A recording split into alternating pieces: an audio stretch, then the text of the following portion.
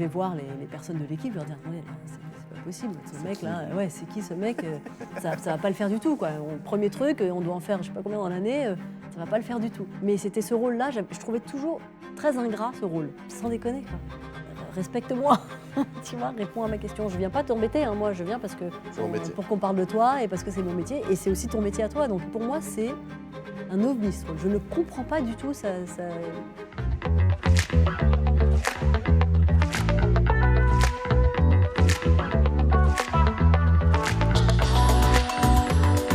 Juste avant de commencer cette Cool Room, sachez que l'épisode est disponible en podcast comme tous les épisodes de Cool Room et la plupart de nos vidéos. Le lien sera dans la description si vous souhaitez découvrir sur Spotify, Deezer ou Apple Music toutes nos vidéos. Et comme d'habitude, si vous souhaitez écouter cet épisode en podcast, vous pourrez le retrouver sur les différentes plateformes de streaming. Sans plus tarder, je vous laisse tout de suite avec la Cool Room de Margot. Bon visionnage. Bonjour à tous et bienvenue pour ce nouvel épisode de Cool Room, votre podcast qui met en avant les personnalités du sport automobile francophone. Aujourd'hui, on se retrouve avec un nouvel invité, mais plutôt une nouvelle invitée. Aujourd'hui, on accueille Margot Lafitte. Bonjour Margot. Salut. Comment tu vas ? Très bien, et toi ? On arrive enfin à se faire cette Cool Room très demandée. Tu es la dernière pierre de l'équipe Canal+. C'est bien, voilà. On dit le meilleur pour la fin. Là, c'est la meilleure pour la fin.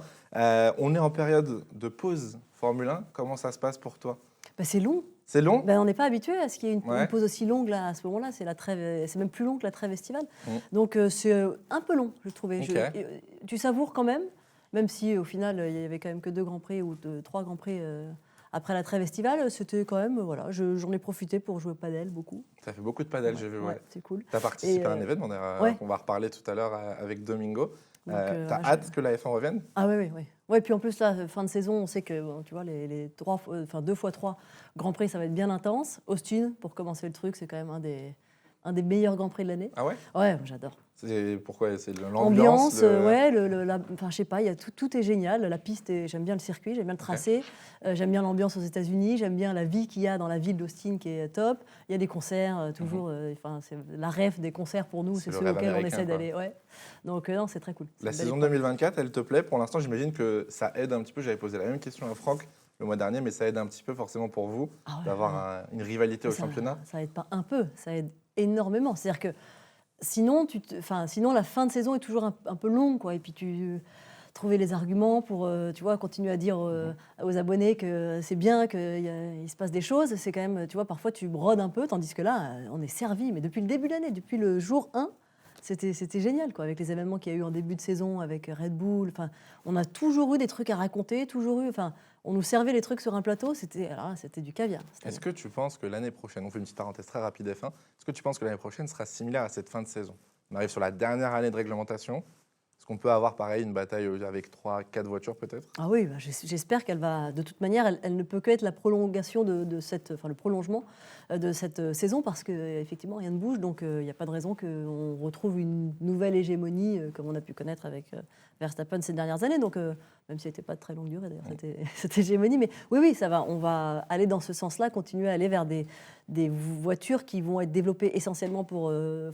On va beaucoup travailler sur 2026, donc la 2025, les ressources ne vont pas être non plus colossales, je pense, pour une voiture qui sera terminée, quoi. Ok, très bien. Bon, on va essayer de parler un petit peu de toi, parce qu'on te connaît beaucoup avec ce que tu fais chez Canal+, mais tu n'as pas fait que ça.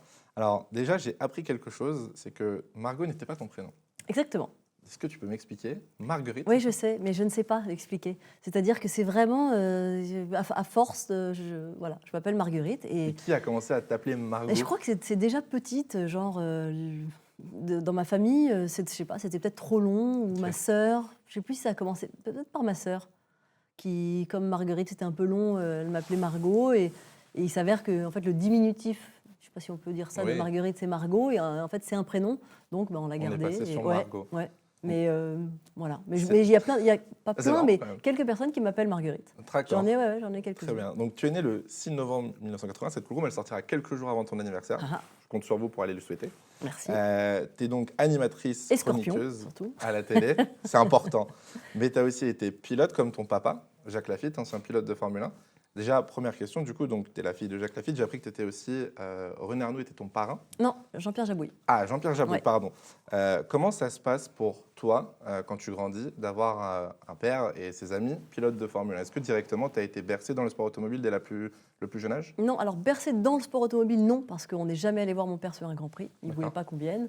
Je pense que j'ai longtemps...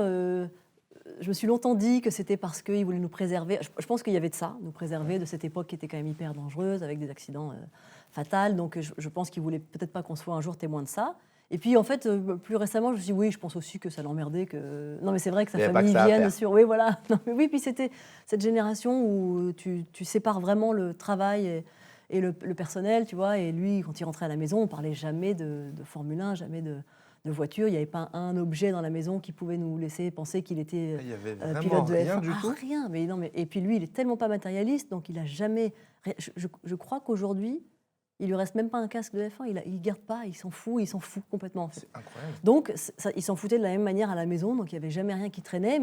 Mais si tu veux, avec un peu de recul, je me suis dit que quand même. J'avais une atmosphère sport auto sans le savoir, quoi. C'est-à-dire que ses copains, c'était des mecs des sports mécaniques, des motards, des pilotes de F1.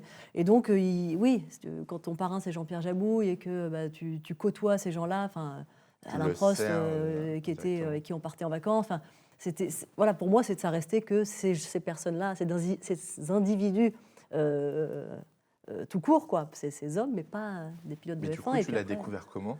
bah, je l'ai découvert, je ne l'ai pas découvert en fait, je le savais mais sans comprendre trop ce que c'était puisque comme je n'ai pas vu de Grand Prix, tu vois, je ne savais pas à quoi ça ressemblait son métier. Je pense qu'on devait peut-être regarder quand même un peu à la télé, j'imagine. Je crois que l'année de son accident, moi j'ai 5 ans et demi et donc on devait sûrement avoir le Grand Prix qui tournait à la maison. Je devais me dire oui, papa il est dans une voiture, tu vois, mais c'était hyper abstrait.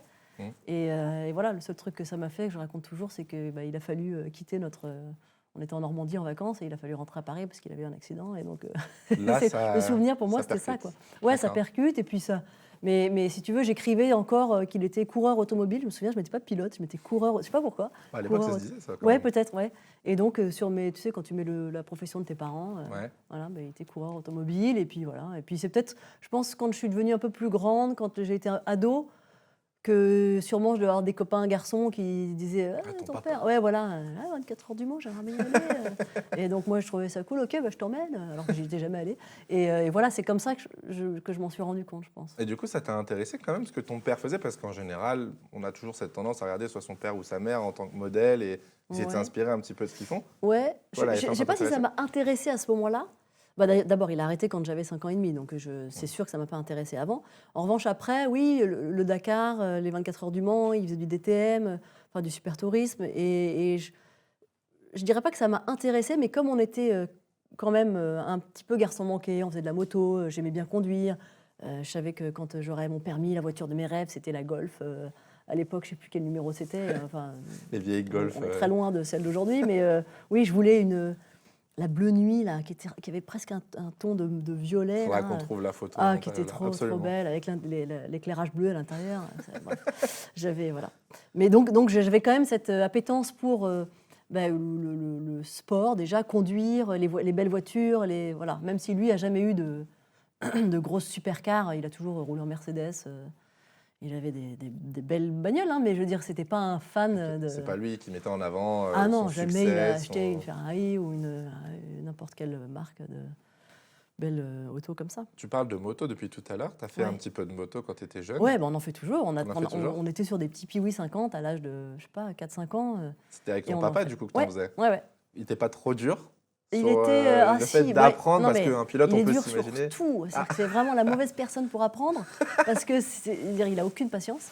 Donc c'est pas dans tous les sports. Le tennis, on se faisait engueuler, mais c'était pas possible, quoi. Mais au moins ça te motive. Ça motive. Ouais. Et la moto aussi. Et puis surtout, il avait un grand truc. Je sais pas pourquoi. On se perdait tout le temps. Non mais on partait en moto, donc on le suivait, et puis on galérait, on finissait dans des champs avec, je sais plus comment ça s'appelle, les grosses bosses d'herbe là. Et on passait à travers ça, il fallait soulever la moto. Mais t'avais quel âge à cette époque-là? On revenait de nuit. Là, je sais pas, je devais avoir 7-8 ans. Enfin, on a fait vraiment je te dis, 4-5 jusqu'à l'adolescence. 15 ans, on faisait encore des balades avec lui, puis après on partait tout seul. Okay. On était un peu plus autonome, mais sinon c'était notre grand truc. On faisait la balade des flaques. C'est quoi? C'était une balade où tous les chemins que tu prenais, il y avait des grosses flaques à un moment Oh donné, là là. comme si donc c'était trop génial. Il fallait vraiment rester au milieu pour pas tomber dans tu sais les Ouais, les travées, je sais pas comment le t'appelles ravin, ça là. quoi. Non, c'était pas des ravins, c'était vraiment genre la route, tu sais, qui était marquée par le Ah, ok. passage, et donc tu avais une petite motte au milieu, et nous, il fallait Ah vraiment oui, qu'on pour les reste au voitures. milieu Ok, oui. pour pas tomber dans les grosses flaques et puis en avoir jusque là, L'état quoi. des vêtements en rentrant, Ah ça bah devait ouais, on être... était pourris. Mais c'est des souvenirs mémorables. Tu as fait un autre sport, tu as fait les sports mécaniques, mais j'ai appris que tu étais fan de cheval et d'équitation. Ah ouais. Et tu en as Ah, pratiqué. c'était mes premières amours, ça. Ouais, tu as Ouais. pratiqué de l'équitation. Est-ce que tu peux nous raconter déjà comment tu as découvert cette passion? Je crois que c'est Parce que venu le quand on cheval, il est sous habitait. le capot de base, le cheval. Ouais, Et mais là, ça, c'était avant. Enfin, pour moi, c'était après qu'il était sous le capot, le cheval. Ok, Parce qu'avant donc tu as ça. commencé par le cheval. Ah oui, complètement. C'était Ok. mes premières amours. Et je pense que ça a commencé quand on habitait en Angleterre. Quand mon père courait chez Williams, on a habité en Angleterre pendant 5 ans. Et là-bas, c'était un peu le sport national, l'équitation. Donc je pense que mes petites copines devaient sûrement faire du poney, ma sœur aussi. Et donc quand on est rentré en France, ma grand-mère avait une baraque dans le 77, pas loin vers Melun, quoi, en gros. Et on allait tout le temps là-bas. Et on avait rencontré une dame qui avait des écuries avec des chevaux. Et donc on a commencé à monter un peu. Et puis là, c'est devenu une passion. On y allait tous les week-ends, dès qu'on pouvait, toutes les vacances. Tu aurais aimé on en allait faire là-bas. un métier? Ah, j'aurais À carrément haut aimé. niveau? D'ailleurs, j'ai commencé à embrasser cette vie-là, sauf que assez rapidement, enfin, j'ai arrêté à l'âge de 21 ou 20 ans, un truc comme ça. Assez rapidement, j'ai compris que d'abord, il fallait avoir plus d'un cheval pour être à haut niveau. C'est-à-dire qu'en général, Ok. les filles et mecs, parce qu'il y a quand même beaucoup de femmes dans ce sport mixte, il y avait beaucoup de personnes à haut niveau qui avaient au moins un petit pool de 2-3 chevaux, quoi. Et avoir un seul cheval, c'est comme si tu n'avais qu'une seule cartouche. Donc tu arrives, tu fais 4 points, c'est-à-dire une barre sur le premier obstacle, ta journée elle est terminée. Là où quand tu as 2 ou 3 cartouches, bah, voilà, tu peux espérer un résultat avec les Si autres. tu as plusieurs chevaux, tu peux passer plusieurs fois, ça veut dire? Ouais, dans une épreuve, tu peux avoir 3 Ok. chevaux engagés et tu montes Ah oui, donc les tu as 3 chevaux. chances au final. Ouais, exactement. Ah oui, d'accord. Et donc, moi, je voulais faire ça parce qu'à l'époque, en plus, j'étais amoureuse d'un cavalier, un Chilien, ce qui m'a permis d'apprendre parfaitement à parler espagnol. C'est vrai que c'est mieux d'avoir un amoureux pour, pratique. pour Ça aide. parler une langue. Et donc, j'étais vraiment partie pour faire ce truc-là. J'essayais de bosser un peu. Je me souviens qu'à un moment donné, je prenais les mesures de bottes d'équitation pour gagner un peu d'argent, avec un fabricant de bottes, des petits trucs comme ça pour essayer de rester dans le milieu. Et puis, bon, à un moment donné, j'ai basculé. Et c'est pile tombé au moment où on a commencé le Trophée Andros, où Max Mamers nous a proposé de rouler. Et donc, c'était le moment où je commençais à en avoir un peu marre du cheval. Et, Ok. voilà. T'en fais encore aujourd'hui? Je monte, ça m'arrive de monter. Ouais. Récemment, j'ai mon beau-frère, en fait, ma sœur et mon beau-frère, qui est triple médaillé olympique. Faut le préciser, non, mais tu peux, tu fais bien, tu Ouais. fais bien. Karim Lagua, qui est formidable, et qui est donc qui ont des écuries, et donc qui ont des chevaux, et donc de temps en temps, je monte. J'avoue que c'est assez rare, parce qu'on va souvent chez eux, puisque mes enfants sont fous des enfants de ma sœur. Enfin, voilà, c'est des vraies cousinades. Mais je monte pas tant que ça. Et la dernière fois que je l'ai fait, c'était le cheval qui vient d'être médaillé d'ailleurs au JO, et on était à Royan, on avait fait un galop sur la plage. Oh, c'était fabuleux. Donc j'ai encore ça se perd pas. C'est vraiment comme Ouais. le vélo. Ok. Juste, tu as des courbatures de fou quand tu remontes, mais C'est sinon, physique. ça se perd pas. Ah, Parce que j'avoue que moi, l'équitation, j'y connais pas ouais, grand-chose. Mais non, c'est physique? Ah bah ouais. Bah déjà, il faut quand même des épaules, des bras pour Ouais. tenir, même si c'est pas ça qui fait. Enfin bon, bref, après c'est des détails. Mais et les adducteurs. Ok. Oh, putain, les courbatures aux adducteurs quand tu remontes, c'est l'enfer. Ah, c'est du sport. Hein. Ah non, Comme quoi. moi j'étais un peu camionneur à l'époque, hein, où je montais. Non, mais j'avais vraiment des. Bah, il faut épaules, entre la j'étais- moto, entre la Ouais, moto, oui, ouais, le c'est ça, cheval, ouais. puis la voiture, il fallait quand Ouais, même. Et tu fais d'autres sports. Tu parlais tout à l'heure un petit peu des sports que tu faisais. Récemment, tu as participé à un événement de paddle. Ouais. Le paddle, Bah, j'ai l'impression que c'était c'est un hyper peu. récent. Alors le paddle, j'ai l'impression que c'est un peu ton sport du moment, non? Ah, à fond. Tu fais que C'est ça. horrible. Non, mais c'est addictif ce truc. C'est-à-dire que j'adore le tennis. Déjà, on D'accord. joue au tennis depuis toute petite, depuis l'époque où mon père nous engueulait. Et donc, ça ressemble quand même pas mal à ce truc-là. Et quand tu as joué au tennis longtemps, c'est vrai que tu commences le padel et tu n'es pas un manche, tu sais taper dans une De raquette. base. Donc, et en plus, c'est très amusant. Enfin, je sais pas, j'ai trouvé ça hyper ludique. J'ai adoré l'ambiance, j'aime bien l'idée d'être 4. Enfin, je sais pas, je trouve ça très amusant. Et donc, oui, c'est grâce à Charlotte Gabas qui m'a invitée sur un événement un jour. Et bah, je me suis dit, mais c'est formidable ce sport. Voilà. Et donc, on joue beaucoup. Tu joues J'ai réussi beaucoup, à convertir Laurent Dupin un peu, J'ai qui joue qui On joue veut peu. un tournoi sur Canal+. Julien a essayé à Barcelone, on a organisé un petit. Allez, on était balance. 8. Qui est le pire joueur de paddle dans l'équipe Canal?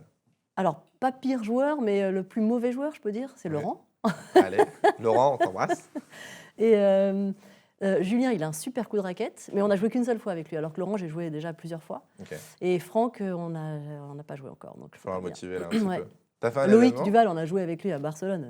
Il joue très très bien. Et Je veux Adrien, un j'ai pas tournoi. encore joué avec lui, mais je crois qu'il Il joue va très falloir bien. faire quelque chose, un petit tournoi pense qu'il faut canal, qu'on propose ouais. et Ouais. je pense que ça pourrait plaire. Ouais. Pour finir sur le paddle, du coup, donc tu as fait l'événement de Domingo Ouais. en partenariat avec Canal+. Comment ça t'a plu? Parce que du coup, vous avez mélangé un petit peu plusieurs mondes, Ouais, Internet, c'était marrant, les sportifs ouais. et la télé. Ouais. C'était quoi ton ressenti de cet événement? Alors le ressenti, il est très égoïste, c'est-à-dire que le truc de jouer en plein milieu du central, tu vois, tu te dis mais tu regardes autour, alors évidemment les tribunes n'étaient pas pleines comme une finale de Roland-Garros, mais tu es quand même dans cet endroit assez sacré, quoi, qui est un lieu mythique du sport. Donc ça c'était déjà génial, je trouvais l'atmosphère top, tu es dans les coursives et tout, tu découvres un peu l'autre côté du tournoi. Et puis, ouais, c'était sympa comme tout.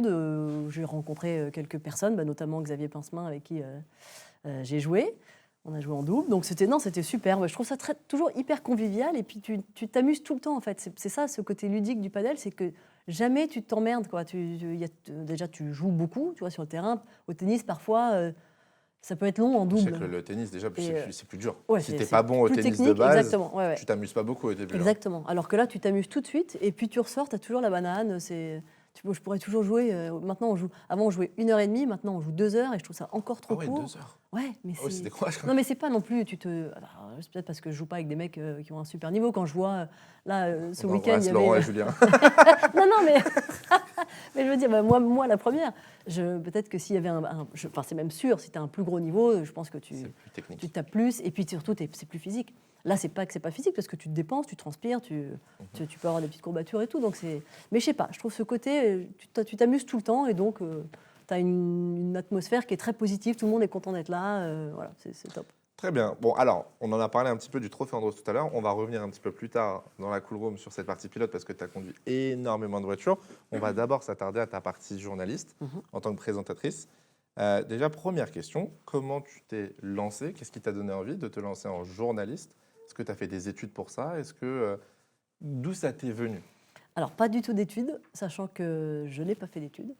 J'ai eu Rien mon du bac tout? déjà, c'était un sacré miracle. J'ai redoublé ma 3e. J'ai été... Voilà. Donc, t'as pas eu ton là, j'ai pas eu mon brevet. Est-ce que tu peux, je pense, l'avoir? C'est moi, je l'ai eu. Dès la première fois? Ouais, dès la première fois. Non, pas du tout. De 0,0. Et je suis restée, j'étais au collège de Sèvres, et je suis restée dans le même collège. Et je repars là parce que pour te dire que j'ai pas fait d'études et que vraiment, j'étais pas faite pour ça. Et en fait, j'allais jamais à l'école parce que tous mes potes étaient partis au lycée. Donc, on m'a foutu dans une boîte à bac qui m'a permis d'avoir le bac. Okay. Au rattrapage, certes. Mais le résultat est là. 10,02, voilà. Je n'étais pas peu fière, je peux te dire. Et donc, et après ça, je me suis inscrite dans une fac de lettres et langues. Je faisais ça parce que vraiment, je ne savais pas quoi faire d'autre, quoi. Okay. Et on m'a foutu à Villetaneuse, mon rectorat m'a envoyé à Villetaneuse, et donc je n'y ai jamais mis les pieds. Et voilà. Et comme à l'époque, je montais beaucoup à cheval, je crois que mes parents se sont dit que c'était quand même... Enfin, c'était un sport, j'étais avec quelqu'un qui montait à haut niveau. J'étais très impliquée dans le sport et donc en fait ils se sont dit c'est vrai que d'abord ça me permet d'apprendre une langue puisque je n'évoluais qu'avec des Vénézuéliens, Argentins, Chiliens et Espagnols et on voyageait beaucoup, on partait beaucoup en Espagne notamment au Portugal faire des concours donc je pense que mon père s'est dit c'est quand même elle fait pas rien quoi donc elle s'engage dans un truc bon pourquoi pas essayer et puis 3 ans après j'ai bifurqué. Mais donc, voilà, les études, j'en ai pas faites, donc pas de journalisme. Et en fait, au fil du temps, à force de commencer le sport auto donc, au Trophée Andros, j'ai rencontré des personnalités du milieu, des gens de chez Automoto qui m'ont contacté pour faire un essai parce que j'étais la fille de Jacques Lafitte, je pilotais, et donc pourquoi pas. Et puis en plus, j'étais pas trop mal à l'aise devant une caméra, donc j'ai commencé à faire ça et c'était vraiment... je ne pensais pas du tout que je ferais ce métier-là aujourd'hui, pas du tout. Et puis, j'avais même pas de... Je pense que j'étais j'étais pas très mature sûrement parce que je réfléchissais pas du tout à ce que j'allais faire. Tu vivais l'instant présent. Oui, voilà. En fait, j'avais l'impression de vivre tellement de choses. C'était une expérience géniale, le sport auto au début. Tu vois, je découvrais tout, je rentrais dans le milieu de mon père. Enfin, je faisais des salons, j'allais sur plein de courses. je trouvais que c'était hyper intense. Et donc, voilà, j'apprenais. Et donc, j'ai commencé à faire des petites piges pour Automoto. Et puis, ça se passait bien, j'aimais bien. Après, j'ai commencé à écrire un peu pour un site internet qui s'appelle, je ne sais pas si ça existe toujours, mais je crois que oui, Autodéclic. Okay. Et qui ensuite, eux, ont créé une chaîne qui s'appelait Men's Up. Mm-hmm. Et donc, j'ai commencé à faire quelques petites émissions là-dessus. C'est bien, tu es en train de dérouler tout ce qu'on a noté. Oui, bon. voilà. Je suis rassuré, on a tout juste. Et donc, en fait, ouais, vraiment de fil en aiguille, je faisais un peu mes armes. Ouais, ça me plaisait beaucoup. J'aimais bien parler d'un truc que je connaissais, que je pratiquais. C'était vachement facile pour moi parce que c'est tellement plus facile de parler d'un... Tu vois, c'est vrai que une passion. Je suis toujours très fascinée par les journalistes omnisports qui sont capables de parler du basket comme de l'IndyCar et comme du saut en parachute, comme tout sport confondu. Je trouve que c'est une vraie performance quoi, d'être super calibré sur tous les sports, là où moi, je suis très forte en sport auto et puis le reste, moins. Donc, je trouvais que c'était facile en fait, de parler de ce que j'aimais, de ce que je faisais. Et puis, voilà, j'ai fait beaucoup de salons, j'ai essayé beaucoup de voitures avec l'émission V6 qu'on m'a confiée un petit peu plus tard, 3-4 ans après que j'ai commencé le Trophée Andros et quelques piges pour Automoto. Et puis donc, là, c'était une émission que je présentais, donc c'était déjà un autre statut, une autre expérience. Et j'apprenais, et puis j'ai eu la chance, je crois, d'être à chaque fois entourée de gens hyper bienveillants, c'était d'ailleurs tous devenus des amis, quoi, les personnes avec qui j'ai travaillé, et même si je les vois moins d'ailleurs aujourd'hui, malheureusement, mais c'était des personnes que j'appréciais, on se voyait, on pouvait se voir en dehors. Et donc c'était une atmosphère de confiance pour moi, ça m'a permis d'apprendre avec des personnes bienveillantes qui m'aidaient, parce que je n'avais pas trop les clés, les codes du métier. C'est peut-être ça aussi qui d'ailleurs plaisait un peu au début, c'est que j'étais pas formatée, donc j'étais assez naturelle en fait à l'antenne et voilà. Et au fil du temps, Eurosport ensuite. Tu as réussi à grimper les échelons, etc. Ouais. Tu parlais des salons auto justement et on en a parlé en off. On n'a pas retrouvé la vidéo, mais on sait qu'elle existe et tu en as déjà parlé.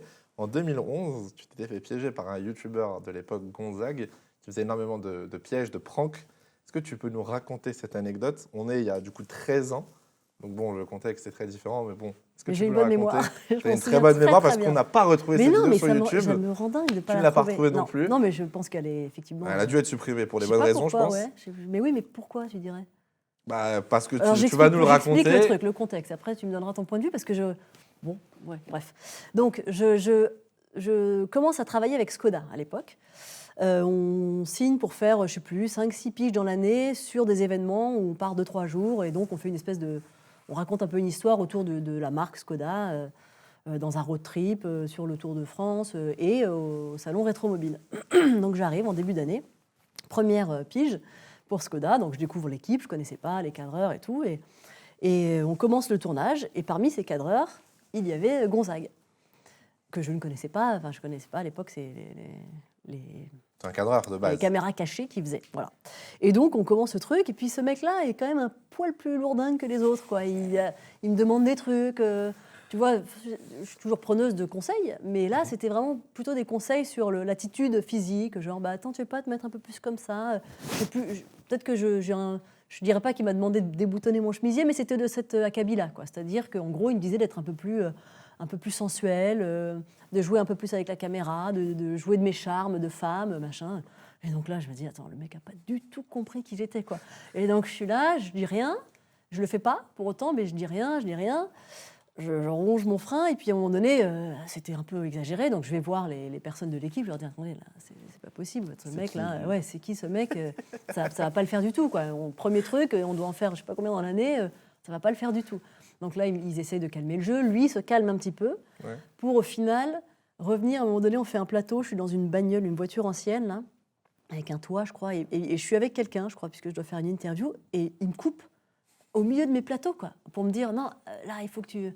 Je sais plus ce qu'il me dit, je sais pas s'il dit pas un truc avec ma bouche, ou je sais pas quoi, genre comme ça. Ou... Le bon lourdeau du plateau. Mais t'es pas sérieux. Et bon, on finit, on arrive quand même à aller au bout, et à la fin, il me demande s'il peut faire une photo avec moi, et c'est là qu'il me demande, je crois, de faire un bisou, genre comme ça. Et je dis, il me demande de lui faire un bisou, je sais pas, et je dis, ah non. Je crois pas. Non, pas là, non. Et en fait, il m'annonce que c'était une blague depuis le début, et que voilà, il fallait que je me calme. Les équipes de Skoda étaient au courant? Oui, bien sûr, bien sûr. Ouais. Oui, donc elles jouaient le jeu et Ouais, donc et c'était elles vraiment, essayaient de temporiser et elles étaient à l'écoute, puisque quand je leur dis attends, il me fait chier, lui, c'est qui ce mec, elles ont quand même essayé de de calmer. le lui dire. Donc lui s'est calmé un peu, mais il a été fort parce qu'il a pas fait que le gros lourdeau, quoi. Sinon c'était un peu les deux pieds dans Ouais, le plat. il était connu pour ses propos. Voilà, Moi, je mais pense qu'elle a été supprimée pour l'image quand même. ouais, Parce peut-être que que bon, c'est c'était. quand même quelque chose Oui, mais d'assez bon, lourdeau, à partir etc. Tu du vois. moment où c'est une blague, c'est pas. Mais oui, C'est oui, vrai que oui, c'était oui, une ouais, blague. très certainement. Pour revenir sur ces salons, ça t'a plu déjà d'arriver en tant que présentatrice? On était bien avant que tu fasses de la télé. Ouais. Tu présentais des salons, c'était quelque chose qui te plaisait quand même déjà? Ah oui, quand j'ai commencé avec, je crois que c'est Autodéclic qui m'a fait aller. Non, ah non, c'est ça. Enfin, l'équipe d'Autodéclic Ouais. avait un contrat avec Orange pour la télé d'Orange, on disait à l'époque, ou D'accord, Orange ouais, TV, je sais oula, plus. vache. Ouais, c'était il y a un petit bout de temps. Ouais. Ça va, c'est bon, pas non plus il y a 40 ans, quoi. Non, la télé d'Orange, oui. Donc la télé d'Orange. Et donc j'ai dû faire, je pense, 3-4 années avec eux de salons. On faisait Francfort et Paris, c'est en alternance, je crois, donc, et Genève. Et donc à chaque fois, on partait avec eux pour faire à l'époque, les salons ne duraient pas 5 jours comme Non, aujourd'hui, c'était, ça durait 15 jours. Ouais. Et Genève, c'était un peu plus court, je crois, mais quand même. Et donc je partais avec ma petite baloche et je devais faire en 2 jours tous les plateaux, toutes les quotidiennes des émissions qui seraient présentées tout au long de la quinzaine du salon. Donc je venais avec ma petite valise et des tenues différentes. Donc C'était speed. je partais me changer aux toilettes. Ouais, c'était speed, mais c'était surtout non-stop, quoi. Tu répétais les mêmes plateaux. Salut, bienvenue sur la télé d'Orange. Alors c'était une l'enfer. très bonne école parce qu'au final, j'avais besoin de ça, moi, je crois, puisque je crois que j'avais déjà commencé V6 à l'époque, mais j'étais vraiment inexpérimentée. Donc finalement, la répétition, ça te permet quand même un peu de prendre un petit peu de bouteille et de gérer un peu mieux même pas le stress, parce que je ne suis pas d'une nature très stressée, mais oui, gérer bien tous les aspects d'un Gérer son présentateur. plateau, quoi. Ouais, exactement. Et donc, voilà, on faisait 15 émissions, donc on devait faire 7 émissions par jour, parce qu'on avait 2 jours de boulot pendant les journées presse. Et voilà, c'était ce souvenir, pour moi, c'était la répétition des trucs, les répétitions, les présentations de voitures, C'est et une les belle phares, formation, et les comme tu dis, au trucs, et les final. machins, et les jantes, et tu présentais tout de la voiture, donc c'était génial. Et ça me servait pour V6 aussi, puisque ça doit être à peu près au même moment où j'ai commencé V6 pour AB Moteur, et où on présentait des voitures de série pendant des années, jusqu'à ce qu'on fasse, le format change un peu et on fasse plus de voitures de course, c'était quand même un peu plus marrant. Mais c'était une bonne école, et puis ça me permettait aussi de rentrer en contact avec tous les gens du milieu, les attachés de presse, les responsables de marque, etc. Et donc, tu développes vachement un relationnel, tu connais plein de gens et ça te permet de... Enfin, voilà, tu rentres dans ton milieu, quoi. Tu n'as pas été trop critiqué au début parce qu'à cette période, on est début des années 2010, il n'y a pas beaucoup de femmes en sport automobile. Oui, non, c'est sûr. Ou même dans le monde de l'automobile de façon globale. Comment c'était pour toi au début? Moi, j'ai pas... Enfin, alors, en sport auto, c'est-à-dire en pilote, j'ai mis un peu de temps avant de faire face à des comportements, on va dire, qui étaient un peu machistes vis-à-vis de moi, enfin vis-à-vis d'une femme en sport auto. Je ne sais pas si c'est parce que j'étais un peu aveugle ou si c'est parce que j'étais déjà conditionnée. C'est-à-dire que je dis toujours que comme j'ai un papa qui est d'une époque très machiste, qui lui-même est assez macho, il a beaucoup évolué, mais je veux dire, il était quand même assez macho. Une son époque, je veux dire, les femmes, c'était genre, ça n'avait rien à faire en sport auto. C'était éventuellement des grid girls, éventuellement les Hawaiian Tropic Girls qui remettaient les trophées, les machins, bon, mais c'était pas autre chose que ça. Ou ouais, elle avait peut-être le droit de prendre les chronos sur le bord de la piste. Mais sinon, ça n'avait pas sa place. Donc j'étais conditionnée, je pense. Je dirais pas que je trouvais ça super, mais j'avais compris que c'était pas un milieu où il y avait beaucoup de femmes. Donc peut-être que j'acceptais aussi ça et que donc j'essayais pas de bouger les lignes et je rentrais doucement dans le truc sans m'en rendre compte, quoi. Donc je dirais que oui, dans mes débuts déjà en télé, je ne l'ai pas senti du tout. Encore une fois, j'avais vraiment des super équipes et puis ça restait quand même confidentiel. Hein. Je n'étais pas non plus en plateau pour Automoto. Tu vois, je faisais un essai dans l'émission une fois tous les 2 mois.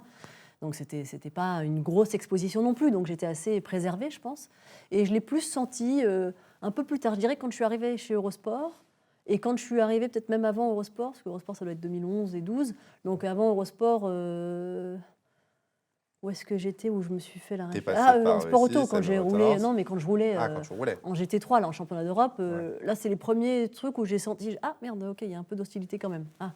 Où j'y ai fait face, mais sans non plus m'en offusquer, quoi. Ouais. Et je sais pas, j'ai l'impression que Je sais pas, ça m'a pas. Ça t'a pas marqué? J'ai pas un truc, tu vois, un truc marquant. Je raconte toujours l'anecdote de la première conférence de presse quand l'équipe Eurosport est annoncée pour 2011.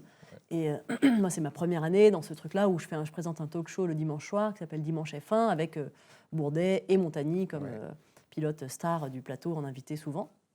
Et on est à la première conf de presse, enfin parmi les premières qu'on fait, et il y a une personne qui pose la question, je ne sais plus comment il formule le truc, mais en gros, en quoi vous êtes légitime. Et je me souviens plus, mais j'ai le souvenir que c'est presque Sébastien qui répond à ma place, quoi. Et je me souviens de l'expression qu'il emploie. Elle a déjà posé son cul dans une bagnole, elle a déjà pris un départ de course, enfin je sais plus, un truc comme ça pour dire... elle sait de quoi elle parle, quoi. Et c'était presque mon avocat, tu vois. Je m'étais dit, merci, tu m'as donné des arguments, parce que j'y aurais pas pensé, tu vois. Enfin, tu étais un peu vulnérable, en plus, dans ces trucs-là, parce que j'étais pas encore très aguerrie. Donc, je pense que j'aurais pas botté en touche, mais j'aurais pas été aussi, tu vois, effrontée face aux journalistes. J'aurais peut-être, tu vois, été un peu plus édulcorée dans ma façon d'expliquer pourquoi j'étais là. Donc, c'était assez bien qu'il le fasse pour moi et qu'il me donne les bons un truc. arguments, les bons mots. Alors, tu as beaucoup parlé de V6. Peut-être que pour certains, ils ne connaîtront pas. C'est une émission qui était sur AB Motors. V6, toi, comment tu t'es retrouvé dans cette émission? Donc, tu disais justement en faisant des contacts avec le sport automobile. Ouais. Qu'est-ce que tu faisais exactement dans cette émission? Alors, la première fois que je l'ai fait, finalement, le format n'a presque pas bougé, hormis la diffusion qui, pendant longtemps, était quotidienne, puis est passée... pas quotidienne, pardon, hebdo, excuse-moi. Hebdo, et qui après est passé mensuel, je crois, il me semble. Enfin bref, mais en gros, c'était la première fois que je présentais vraiment une émission. C'est-à-dire que l'émission s'ouvre, c'est moi, bonjour, bienvenue dans V6, aujourd'hui on va essayer tel truc, on va partir en voyage en Finlande pour essayer la nouvelle, je sais pas quoi, voilà. Et donc on faisait des essais auto, on présentait, je pense qu'au milieu il y avait aussi des petites... je crois qu'il y avait des essais moto, je ne sais plus si c'était là depuis le début, mais c'était une émission de 26 minutes avec au milieu, bien sûr, pas mal d'autres contenus que moi. Hein. Et moi, en fait, j'étais un peu le fil rouge de l'émission. Et au milieu, j'essayais une voiture. Et puis après, on avait 2 ou 3 sujets en plus, 2 ou 3 thématiques dans l'émission. Et voilà, et cette émission, j'ai tout de suite eu une équipe, encore une fois, hyper... compréhensive face à mon manque d'expérience, hyper bienveillante, qui m'a vachement accompagnée, qui m'a vachement mise en confiance. Et c'était génial, quoi.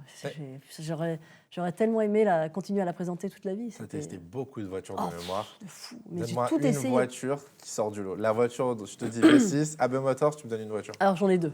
Vas-y. Parce que c'est vraiment les deux opposés, les deux extrêmes. Il y a pas le multiple, le Doblo. Le Fiat Doblo, parce qu'on s'était pris un fou rire, on se disait mais qu'est-ce qu'on fait là, qu'est-ce qu'on présente? On était là à mettre des bûches, je crois, dans le coffre. Et on se disait putain, on présente un Fiat Doblo, quoi, fou. Et donc ça nous avait marqué, je me souviens. Et après, j'ai toujours ce super souvenir, j'ai 2 souvenirs avec une supercar, parce qu'il y avait du Fiat Doblo, mais il y avait aussi genre de la Maserati MC12. Et là, oui, parce que les gens ont dû se un dire... mythe. Ouais. Présente des Fiat Doblo, bon, l'expérience, pas fou. Oui. Et waouh, il y a 5 rapports, boîte manuelle, c'est génial. Non, la MC12, souvenir, je me demande si c'était pas genre au Luxembourg ou je sais plus trop, ou en Allemagne peut-être, mais quel souvenir, cette caisse. C'était, en plus, ça correspondait à peu près au moment où j'avais roulé en GT3 avec la Morgane. Et la MC12, à l'époque, en GT1, c'était vraiment une des rêves, quoi, la belle voiture. Vitaphone. Là. Ah, elle était tellement jolie. Et elle était mythique pour moi. Et donc, j'essayais. Il n'y avait pas beaucoup d'exemplaires à l'époque. Je crois qu'il fallait qu'ils en produisent 20 de série pour pouvoir faire une voiture de course ou un truc comme ça. Donc, je ne sais plus combien il y en avait. Ça se trouve, c'est 50 ou 100, je ne sais plus. Mais c'était un truc quand même assez exclusif. Et j'avais été fascinée par je sais pas, l'envergure de la voiture. Je crois qu'on n'a même pas roulé à fond parce que c'était sur des petites routes de campagne, mais on n'était pas allé sur circuit du tout. Hein, c'était vraiment. Mais voilà, ça m'avait fascinée. Et aussi la 599, la Ferrari 599 GTB, je crois, qu'on avait essayé. Là, pour le coup, je suis sûre, on était au Luxembourg et il pleuvait, tombait des cordes. Et j'ai vraiment, en sortie de rond-point, j'ai vraiment failli prendre un camion de face. Et donc ça, je m'en souviens, mais comme si c'était hier. J'ai l'image là, je sors du rond-point et je me prends un coup de raquette et là, je vois le camion qui arrive en face. Et je ne sais pas comment je récupère le coup. Et donc, ça, c'est 2 souvenirs hyper marquants de V6. Mais après, on a essayé tellement... Après, dans les voitures de course où on était sur circuit, une qui m'a marqué le plus, je pense que c'est le Mitsubishi Pajero. C'était celui de Peter Ancel à l'époque. Et on était vraiment partis sur les terrains, tu vois, faits pour préparer le Dakar. C'était pas sur circuit, là, du coup, Non, c'était... Ouais. Et je m'étais dit, mais putain, mais je veux faire le Dakar demain. C'est formidable. Donc, il y en a quand même eu des tonnes. WRC2. T'as conduit des belles voitures avec cette émission. C'était génial. Bon, derrière, tu as parlé tout à l'heure de Dimanche F1 où tu as rencontré Franck Montagny. Pardon, on avait aussi un format qui était trop bien. À un moment donné, je ne sais plus 4-5 ans après le début de l'émission, on tournait tout à Dreux. Et on avait plein d'invités. Et ça me plaisait énormément parce qu'à chaque fois, on tournait même 2 émissions par jour, je crois. Et à chaque fois, on avait un invité, donc de tous horizons, tu vois. Donc on a eu des comédiens, des sportifs. Et c'était très sympa parce que j'adorais ce contact-là, de voir, tu sais, quand tu partages la passion de quelqu'un ou alors tu lui fais découvrir. Et voilà, c'était des souvenirs mémorables aussi. Ça, je dirais que c'est aussi... c'était Une fille dans ton vestiaire.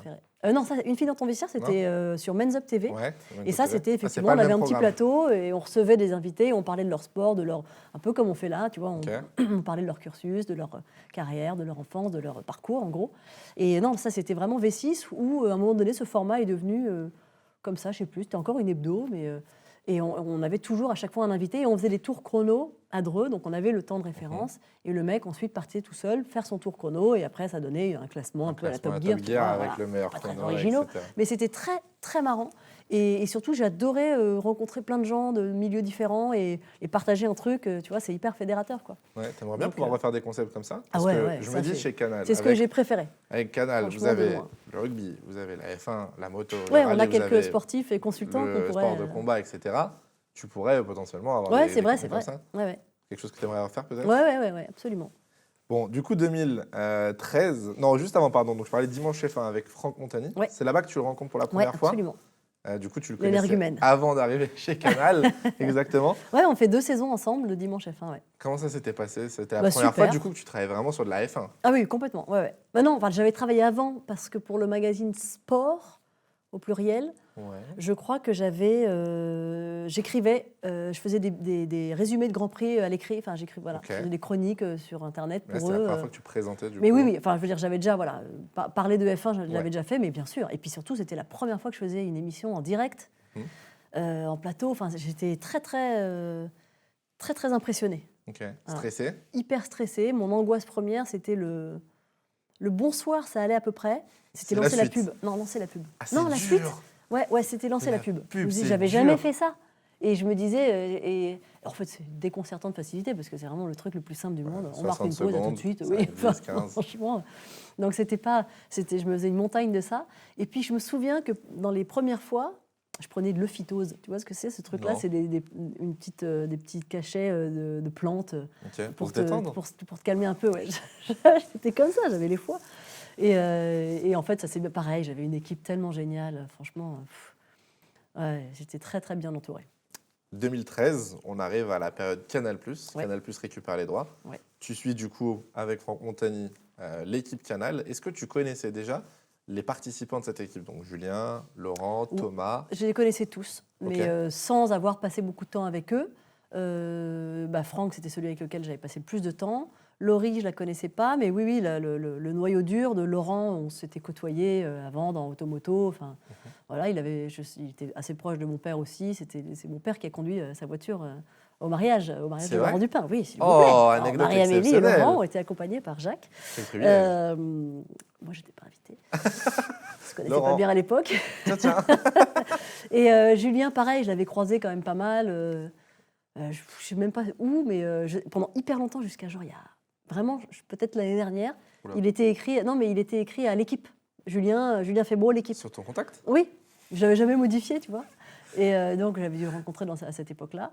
Et puis Thomas Sénécal, pareil, on avait dû se croiser peut-être à Automoto ou un truc comme ça. Et puis parfois sur des courses où je me souviens plus bien, mais on se connaissait, quoi. Comment tu as appris que tu allais rejoindre l'équipe Canal+? C'est Canal qui t'a contacté directement? Je te cache pas que j'attendais comme le Messie le coup de fil. Je me disais, j'espère qu'il va m'appeler. Mais vraiment, je me souviens, avec mes proches, j'en parlais, je me disais, bon, tu sais, c'était vraiment, je sais pas si tu as la référence de « Le téléphone est bien raccroché, Thérèse ?» dans le Père Noël est une ordure. Et c'était vraiment, bon, non, toujours pas d'appel. Et puis un beau jour... le téléphone sonne. Et le téléphone sonne, et c'était la secrétaire de Cyril Linette, qui était... donc directeur des sports à l'époque, à Canal, et qui me propose de le rencontrer. Et donc, je vais dans son bureau et on parle de ça. Et un peu, tu sais que ça s'est constitué vraiment à la dernière minute, donc Ce que j'ai compris, je pense qu'ils me oui. cherchaient un peu un rôle, ils ne savaient pas trop où me mettre. Je pense qu'au départ, ils avaient certainement imaginé que j'irais sur les Grands Prix être la pit reporter. Et je n'étais pas très chaude pour faire ça, pas tant parce que je ne voulais pas aller sur les Grands Prix, au contraire, j'avais très envie. Mais c'était ce rôle-là, je trouvais toujours très ingrat ce rôle. Parce que c'est des questions un peu... tu vois, j'avais le souvenir de l'époque TF1, le dimanche matin, tu vois, qu'est-ce que tu veux poser comme question, quoi, à part parler de la course et puis te projeter, puisque il n'y a pas de concret. Donc je trouvais que c'était assez dur et je ne me sentais pas... trop apte à faire ce genre de truc-là. Et donc au final, j'ai commencé dans Formula One. C'était Thomas Touroud qui présentait et j'étais consultante à ses côtés. Un peu le binôme, Thomas et moi, c'était lui qui présentait et puis je l'accompagnais à côté. Comme ils ont fait à l'époque, il y avait aussi ça avec, je crois que c'était Marie Portolano qui était aux côtés d'Hervé Matou. Donc c'était un peu ce binôme sur le sport, sur l'émission Formula One. Tu as fait Formula One et ensuite tu as fait les spécialistes F1. Ouais, ça qui c'était était génial. une émission que vous aviez où vous faisiez du coup, pour les Grands Prix, vous aviez le plateau, vous faisiez tous les mercredis, vous reveniez sur le Grand Prix.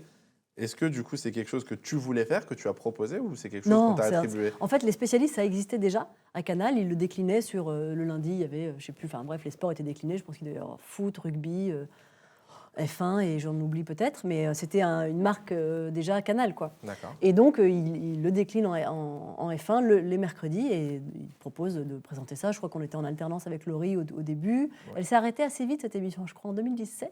C'est dommage. Donc, elle n'a pas duré. Putain, c'était génial. Ouais. C'était vraiment génial. Et l'anecdote de cette toute première émission des spécialistes F1, c'est que je dis bonsoir, bienvenue sur Eurosport. Oh là là. En direct, donc. T'as un petit truc pour la petite gaffe toujours pour bien mettre à l'aise. Ouais, je suis spécialiste. C'est toujours. Brad Pitt, tout ça. Quoi. Le fameux. Oui. Et du coup, donc spécialiste F1, tu retrouves un côté que tu connais bien, de présentatrice. Exactement, et j'aimais bien le talk show. Ouais, ça me plaisait. Et donc derrière, vous avez essayé de faire durer ça pendant longtemps et tu t'es retrouvé sur des Grands Prix à partir de 2018. En fait, à partir de 2018, j'ai commencé à présenter la grille et faire le week-end dans sa globalité. Mais avant, j'allais déjà sur les Grands Prix, mais que pour faire Formula One. D'accord. Donc dès 2013, on allait sur les Grands Prix, alors la première année avec Thomas, et on présentait Formula One sur tous les Grands Prix européens, je crois. On installait un plateau. Si mes souvenirs sont bons, c'était à chaque fois chez un constructeur, donc on s'installait dans leur motorhome, et tous les Grands Prix européens, on avait le Formula One, et on devait faire aussi Singapour, je crois.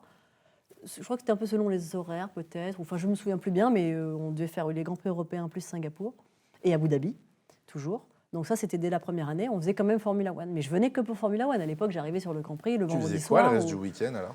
Le vendredi soir, j'arrivais, et le samedi, etc. Tu bosses, tu suis un peu les antennes, tu es sur place, tu es dans le milieu, tu es dans le paddock, donc tu vois, tu es quand même un peu plus connecté au sport dont tu parles que quand tu es à Paris.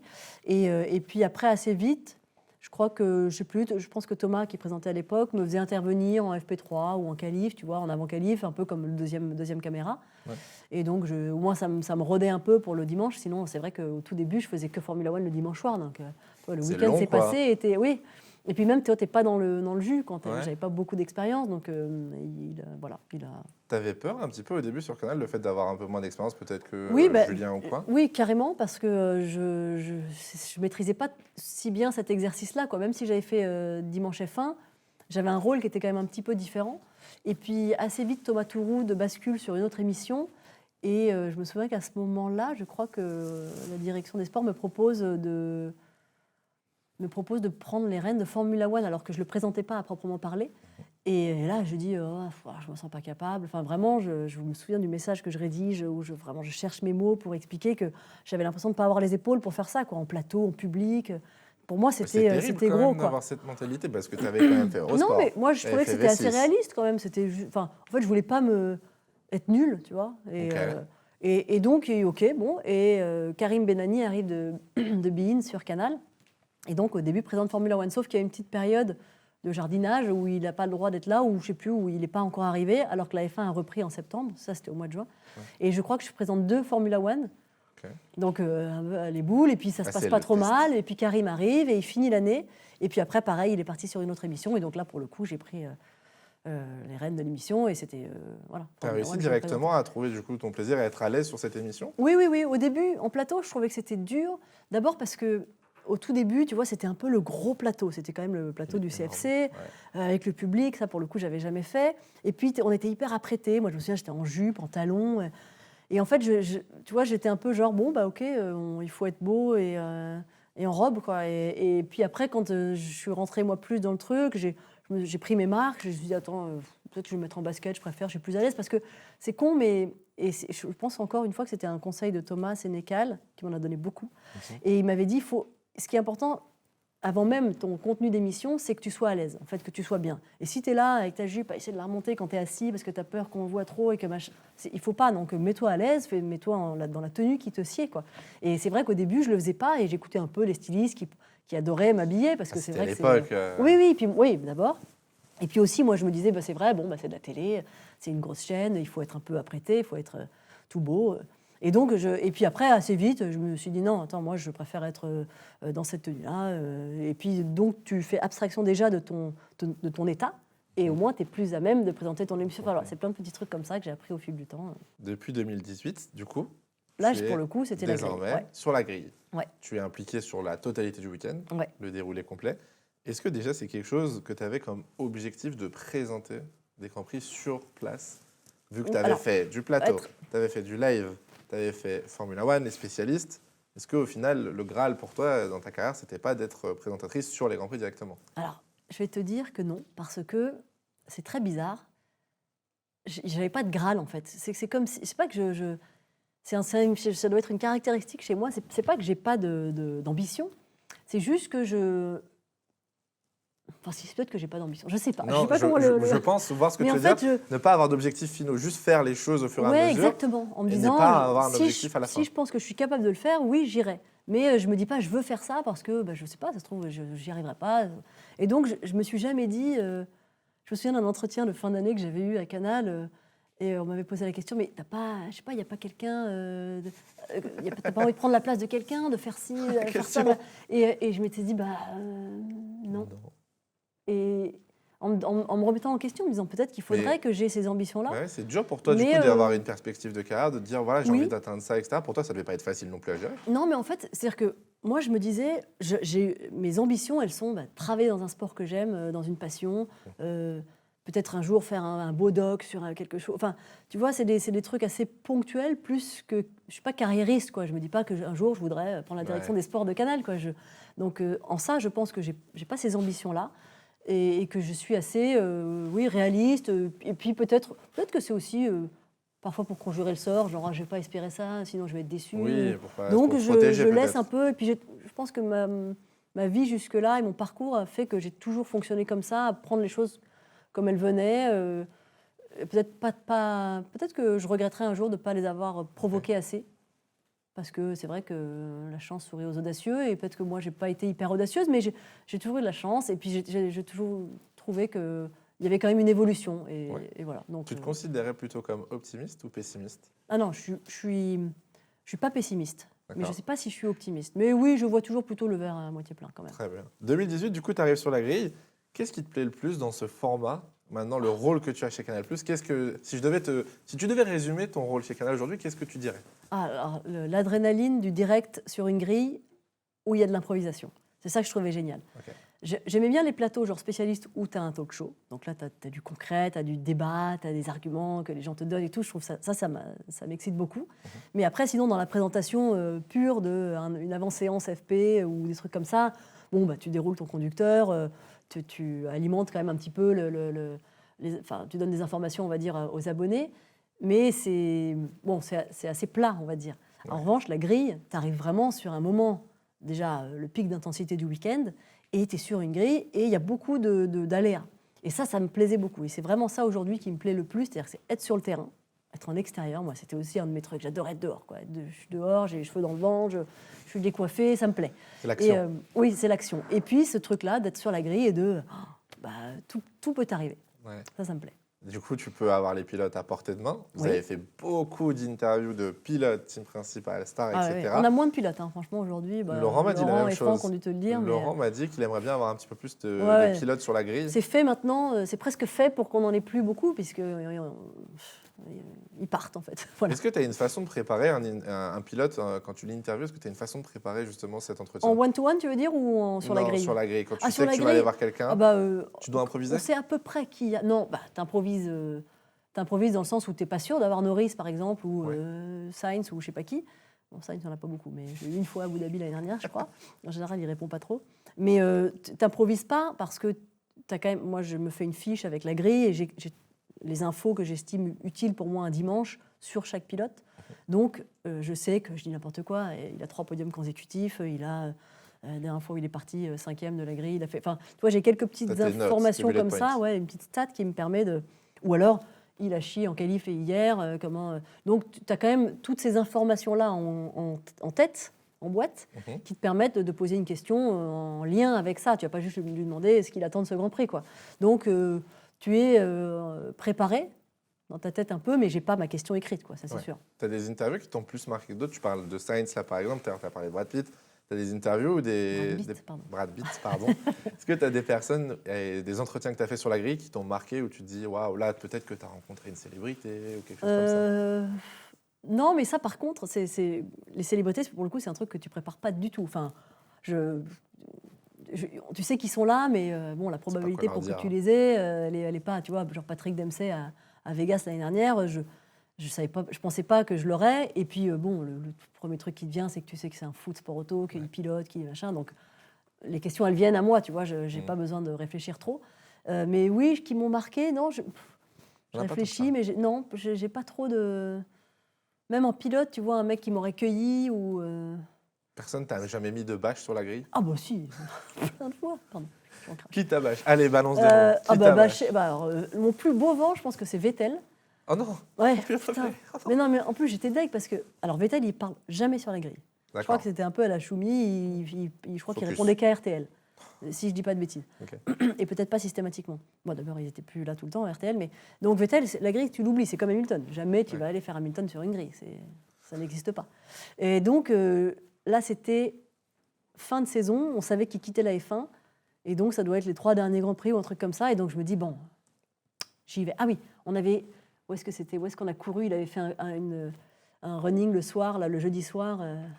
Bref, je me dis, tiens, on a fait ce truc-là, je vais aller, j'essaye. Allez, pour la dernière, dites-nous au revoir. Je sais pas, je dis n'importe quoi.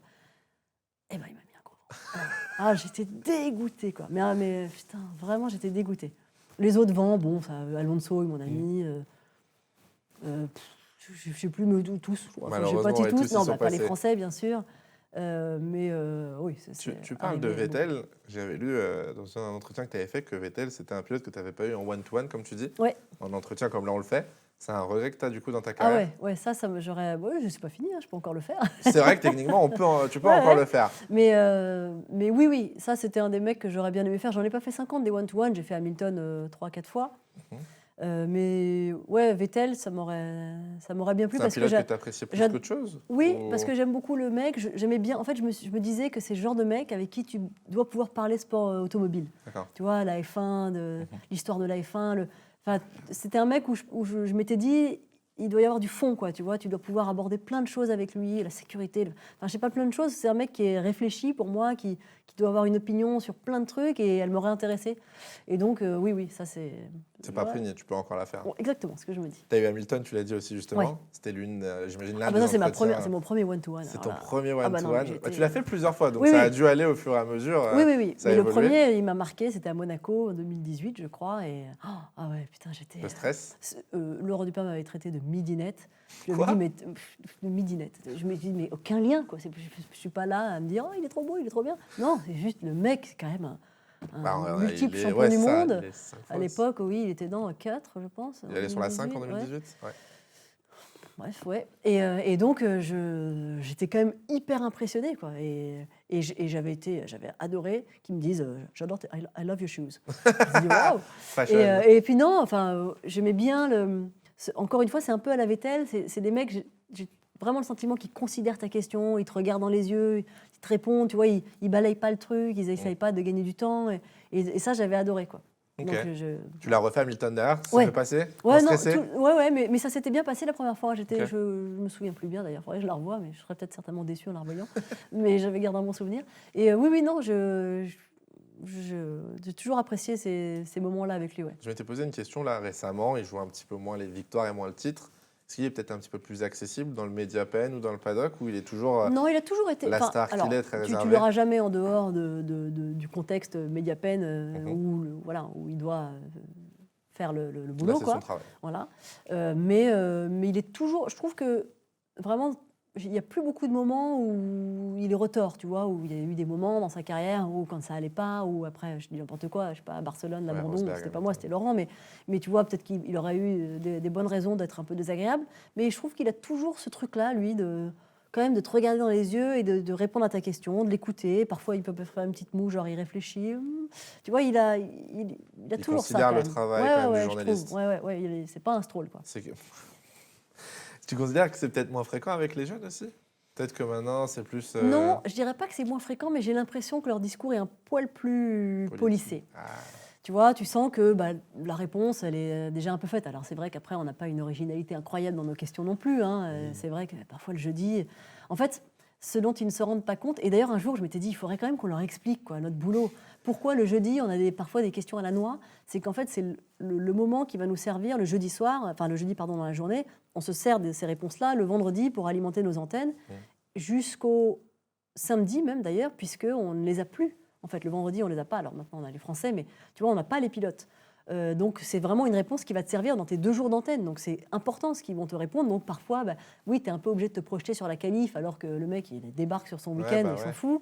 Et donc, je m'étais déjà dit qu'il faudrait qu'on leur explique pourquoi on pouvait avoir des questions un peu bateau, un peu des réponses. En plus, sachant qu'on n'a pas 12 questions à poser et qu'il faut en poser deux. C'est court, Donc, quoi, en plus. ça, c'est quand même un exercice qui est pas évident et je trouve que ça mériterait parfois d'être expliqué aux pilotes pour qu'ils comprennent en fait oui, que parfois tu peux pas t'aventurer à parler d'autre chose parce que tu n'as que 2 questions. Donc tu aimerais bien parler peut-être de ce qu'il vient de faire à Disneyland, là où je dis n'importe quoi, mais et comme tu n'as que 2 questions et que c'est pour 2 jours d'antenne, tu arrives à créer quand même un lien avec les pilotes, à sympathiser, j'ai envie de dire, avec certains pilotes, hormis les Français qui peut-être plus facile. Je pense que Laurent y arrive bien plus parce qu'il est vachement plus à leur contact. Ouais. Moi, le rôle de Laurent, je le fais sur peut-être 2 Grands Prix dans l'année, tu vois, voire 3, je ne sais plus. Donc, pas beaucoup.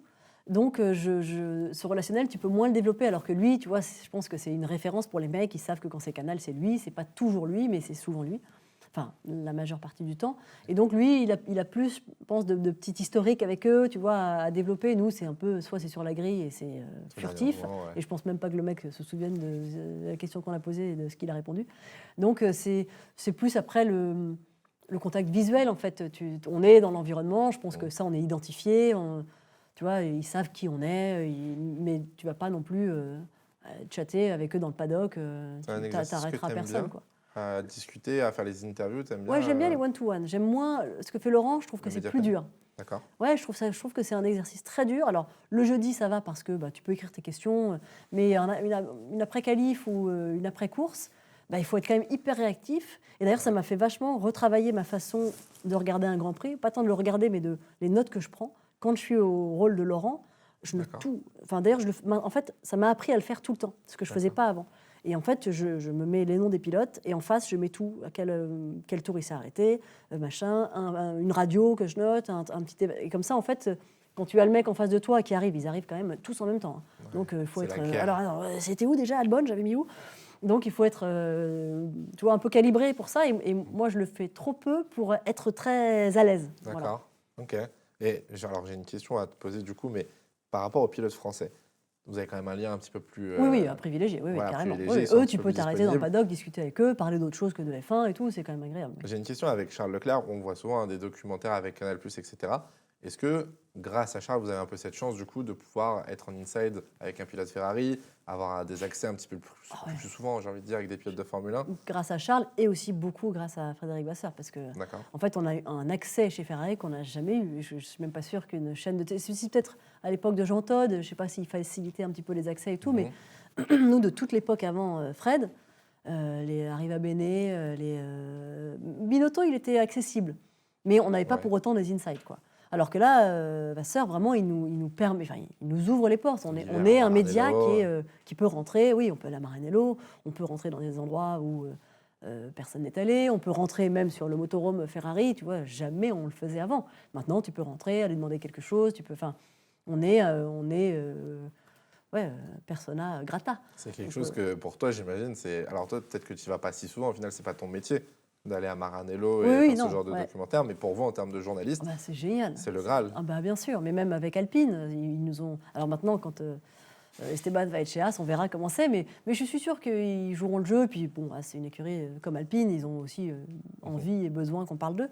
Mais oui, ça c'est des accès. Enfin, d'ailleurs, tu vois, je te disais, le vendredi, les seuls pilotes qu'on a à notre micro, c'est les 2 Français. Normalement, après la première journée, t'as personne.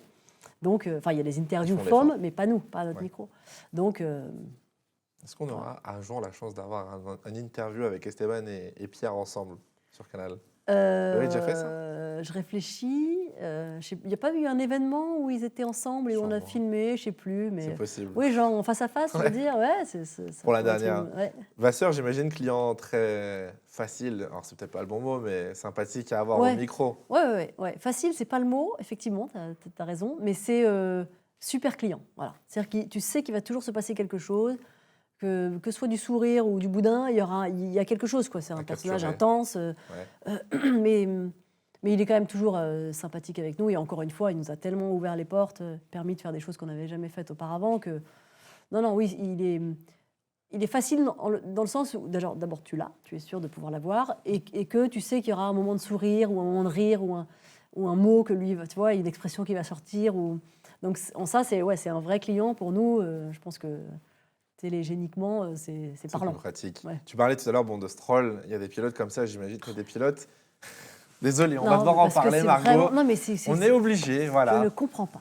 Est-ce que, on va parler de Stroll, mais je pense qu'il y en a d'autres, Laurent m'avait parlé de Raikkonen aussi, des pilotes qui ne jouent pas, qui ne sont pas clients du coup de ce que vous faites. Comment tu le gères, toi, quand tu arrives, tu poses tes questions, on te répond 2 mots, comment tu rebondis, comment tu le vis? Tu as vraiment envie de ne pas rebondir, tu as vraiment envie de lui dire, mais putain, mais moi, je me fais chier à être là, en fait, pour te poser une question. Moi aussi, je travaille. Tu vois, tu as envie de lui dire, mais sans déconner, quoi. Respecte-moi, tu vois, réponds à ma question. Je ne viens pas t'embêter, hein, moi, je viens parce que...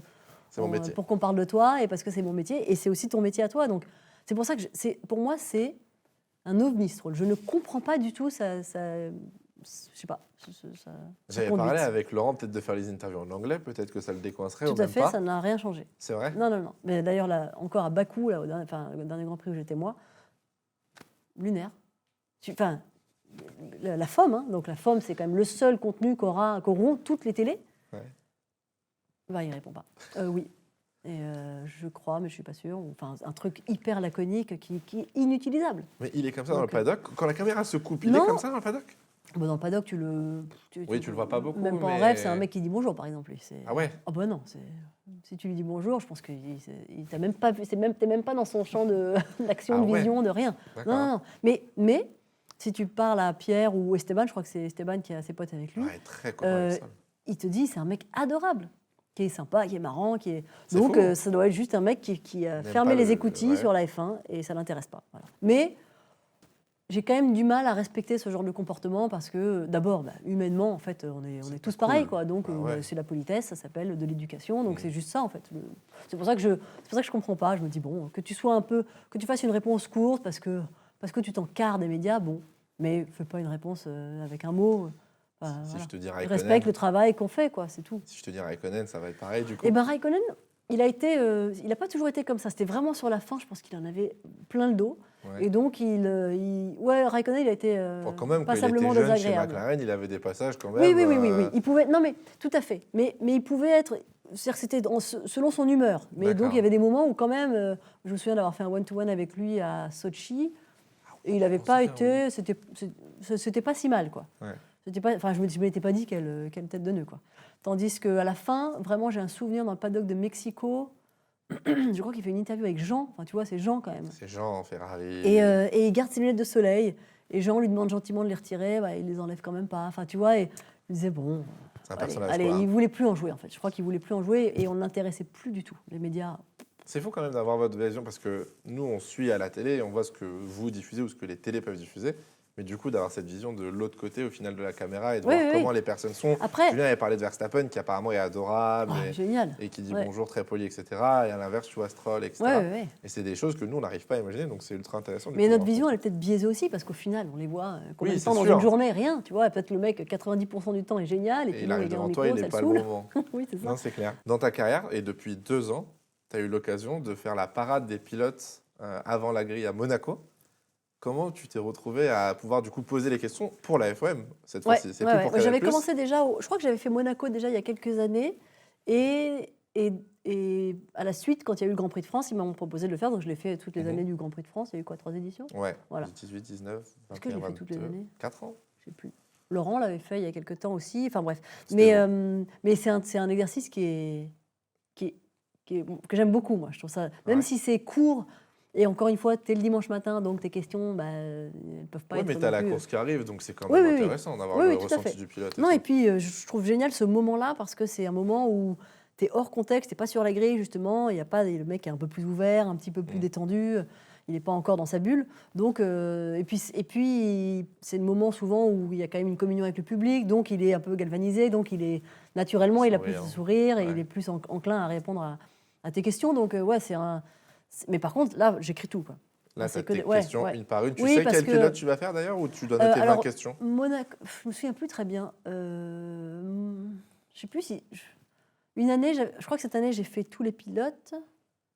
Mais il y avait des années où il y avait 2 camions, et donc je faisais pas tous, oui. donc je savais un peu qui je faisais pas. Ok. Et cette année, je crois que je me souviens plus très bien. Je sais pas, oui, je crois. Mais en tout cas, tu sais à l'avance qui tu as, et donc tu peux tout à fait Et c'est le préparer. moment où tu peux Et puis, poser toutes tes tu as un questions. rôle un petit peu différent, c'est que, encore une fois, c'est pas pour ton antenne à toi, ça va nourrir ton antenne, mais tu fais aussi des questions que les médias internationaux vont utiliser. Donc tu dois faire une question quand même un peu solide, où le mec va t'apporter une réponse, il parle de sa course, il se projette.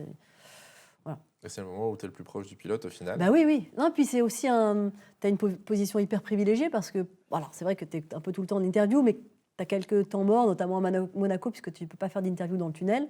Ça capte pas? Ouais. Et donc, Ça je ne sais pas si ça capte pas, ou si c'est parce que Parce que visuellement, c'est c'est quand même pas très beau. Oui. Mais bon, ça pourrait se jouer. Ouais. Donc peut-être que ça capte pas. Et en tout état de cause, tu es quand même à l'avant du camion, et tu les vois tous, tu vois, tu peux vraiment les observer, voir qui est avec qui, les comportements, l'attitude, le mec qui est un peu isolé, le mec qui s'en fout, le mec qui regarde autour, le mec qui est concentré. Enfin, je trouve que c'est une belle façon d'aborder ton dimanche, parce que tu as une belle vision de l'atmosphère, de l'état d'humeur de chacun. Donc c'est assez sympa, c'est vraiment privilégié. Depuis tout à l'heure, on parle des pilotes. Tu as été pilote. Oui. Tu as roulé. Oui, Alors, pas de F1, heureusement. pas de pilote de F1, quoique. J'en ai conduit, monté. mais ouais. Ça s'est passé comment? Donc moi, ce que j'ai noté, c'est que tu as découvert le sport auto, le pilotage, avec le Trophée Andros. Exactement. Que tu peux nous expliquer Première comment fois. tu te retrouves au Trophée Andros? Max Mamers, à l'époque, organise donc il y a son Trophée Andros qui existe déjà, qui est bien implanté, qui est vraiment la référence des courses sur glace, enfin qui était, à mon sens, assez quand même connu à cette époque-là et tout. Il avait des grands pilotes qui venaient chez lui, des constructeurs et tout. Et il décide de créer une formule féminine. Ouais. Mais il veut aussi créer un volant, c'est-à-dire qu'il veut qu'il y ait des filles qui s'engagent spontanément, mais qu'il y ait aussi des filles qui remportent leur place dans cette catégorie-là. Donc c'était sur des petits buggy à l'époque, des petits buggy avec des moteurs de moto, génial. Ça fait Tu te caillais le cul, mais c'était génial. Ouais, ça n'avait pas de pare-brise, bref. Mais formidable à conduire. Et donc il appelle mon père, parce qu'il cherche en fait des filles dans ses connaissances. Il dit, tiens, je sais que tu as 2 filles, est-ce qu'elles pilotent? Non, pas du tout, elles font du cheval. À cette époque, du coup, c'est avant que tu fasses présentatrice, etc. Avant tout, ouais. Moi, j'ai noté 2004-2005. Ouais, 2003-2004, le premier. Ouais. Donc là, on est octobre 2003, et donc, tiens, tu veux pas qu'elles viennent faire les sélections on fait un truc à Faleras, viens, elles essayent, quoi.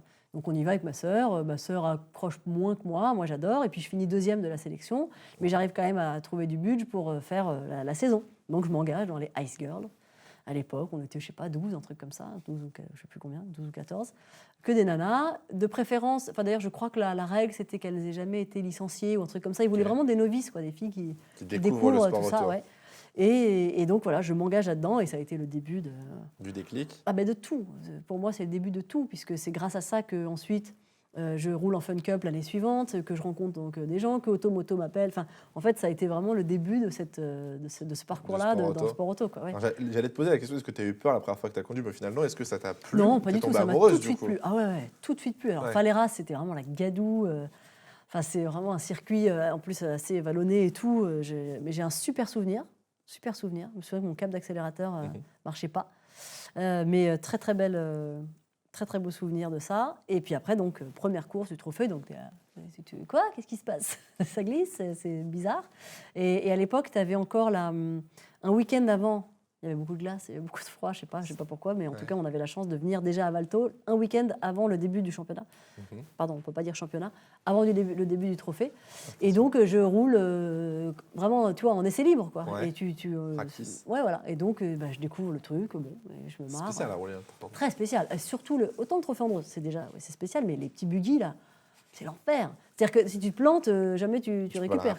Ouais. C'est mort. C'est pas les roues directrices arrière et tout, tu vois, c'est moins facile à piloter. Hein. Même encore aujourd'hui, là, les petits buggy électriques, là, c'est vachement moins facile que nos voitures. Tu l'as fait pendant longtemps, le trophée Andros? J'ai fait pendant 20 ans. Je peux pas te dire mieux. mieux. Les seules années où j'ai loupé, c'est 2 grossesses, puisque j'étais à chaque fois enceinte l'hiver, pendant cette période-là, et 2013, quand j'ai mon accident où je me casse le cervical à Valto. Et du coup, c'est terminé, malheureusement. Et malheureusement, 35 éditions ici. Ouais. C'est horrible. Ça va te manquer? Ah ouais, horriblement. C'est mon premier hiver où je vais rien faire. Non, mais c'est fou. C'est vrai? Non, mais je sais pas ce que c'est. Ne pas partir tous les ans à Valto, Andorre. Tu penses que ça pourra revenir un jour, se relancer un format peut-être similaire ou quelque chose comme ça? Oui, en fait, je me dis que quand même derrière tous les acteurs de ce milieu, ils ont encore ces voitures-là. Ça avait quand même pris de l'ampleur. Enfin, c'était pas le petit tournoi du coin. Non, c'était quand même réputé en sport auto. C'était une belle course. Et puis puis ces voitures électriques, elles étaient, enfin, tu vois, c'était des belles autos, quoi. Mais j'ai idée que oui, parce que je me dis que ces voitures, elles dorment là, elles font rien, elles sont au garage, elles font. Donc, je pense que ceux qui ont ces voitures-là vont vouloir les exploiter. Donc, voilà, pour l'instant, il n'y a rien. Pour l'instant, rien d'officiel. Ça ne doit pas être si facile que ça à mettre en place, hein, malgré tout. Non, ça a mis du temps à être mis en place. Et pour les que ça stations dure, il ne faut, sont pas trop d'accord. Voilà, faut le trouver. Tu as roulé en Fun Cup. Oui. Tu le disais juste après, en 2005, après avoir remporté la catégorie, pas le championnat. Tu as roulé en Fun Cup pendant les 25 heures de Spa. La Fun Cup, c'est comment? On mettra une photo au montage pour que les gens voient un petit peu ce que c'est la Fun Cup. C'est une petite coccinelle. Exactement. C'est un petit châssis tubulaire, donc c'est hyper léger. Je ne sais plus comment ça faisait à l'époque. Ça a dû évoluer un petit peu sûrement. Et puis même, ils ont changé les boîtes. Nous, à l'époque, c'était des boîtes en H qui pétaient tout le temps. Le câble d'accélérateur pétait tout le temps. Enfin, Mais c'était vraiment le truc le plus basique. C'était une espèce de petit karting, quoi, on va dire, même si c'était évidemment plus gros et tout, mais c'est génial. Et le truc génial de cette catégorie-là, et qui reste encore génial aujourd'hui, c'est que tu roules beaucoup. Et il n'y a pas de secret, quoi. Pour prendre de l'expérience, il faut rouler. Et donc, si tu fais des courses où tu as une course d'une demi-heure et puis 2 fois 1 heure d'essai dans le week-end, c'est peu. Là, tu roulais, les 25 heures de Spa, bien sûr, mais donc on faisait en général à 6, donc... ou à 5, enfin tu vois, donc tu roules quand même beaucoup dans un week-end, donc tu prends de l'expérience, et puis c'est des courses, c'est en peloton, les départs de Spa, j'ai fait toutes les courses du championnat, on a vraiment roulé. Quand tu les vois tous arriver. Non mais attends, à l'époque, je sais pas si c'est toujours le cas aujourd'hui, mais je crois que ça avait diminué, puis ça a regonflé quand même un peu, mais on partait même en 3 chapeaux différents, tellement on était 120 ou 130 sur la grille. Donc comme ça ne rentre pas sur une grille, il y avait un premier bloc de, je sais pas, 50, 40 voitures, mais il y avait 3 chapeaux, quoi. Avec une safety car à chaque fois pour diluer un tout petit peu le trafic, parce qu'il y en avait tellement. Et donc, tu pars pour 25 heures de course avec des bagnoles dans tous les sens, des accidents, des machins, et toi, tu es au milieu de tout ça. Je peux te dire que même si c'est des bagnoles qui ne sont pas des foudres de guerre, tu fais ton expérience, quoi. Le roue contre roue, l'aspiration, le machin, c'est génial. À cette période, tu voulais devenir pilote sport auto? Non, tu je voulais faisais pas ça devenir. Par passion? Je le faisais vraiment par... Encore une fois, j'ai vraiment eu la chance de découvrir ça. C'est-à-dire qu'après le trophée Andros, c'était Max Mamers, Benoît Abdelatif, qui organisait la Fun Cup. Donc, il me dit, viens essayer. Et puis, tiens, je vais te présenter un mec qui, lui, il veut faire une petite écurie. Il a une bagnole, il a envie d'avoir une femme dessus, machin. OK. Et paf, voilà, faisant le championnat. Et donc, c'était que génial. Tu n'as jamais eu l'objectif d'être pilote au final, malgré toutes les expériences, parce que là, c'est que le début. Et puis surtout, j'avais 24 ans, tu vois, donc ou 23 ans même. Et donc, je me disais bien que c'était trop tard, quoi. Je n'allais pas faire une carrière dans le sport automobile en ayant commencé aussi tard, en ayant fait 3 fois du karting avec des copains un mercredi. Enfin, tu vois, Tu c'était. n'avais pas le parcours pilote professionnel. Non, voilà, je voyais pas du tout comment j'allais pouvoir faire ma vie là-dedans. C'était. Bon, pourtant, tu as roulé ensuite. Tu as fait J'ai roulé Carrera à Cup, fond. Midget, Ouais. Legend Cars.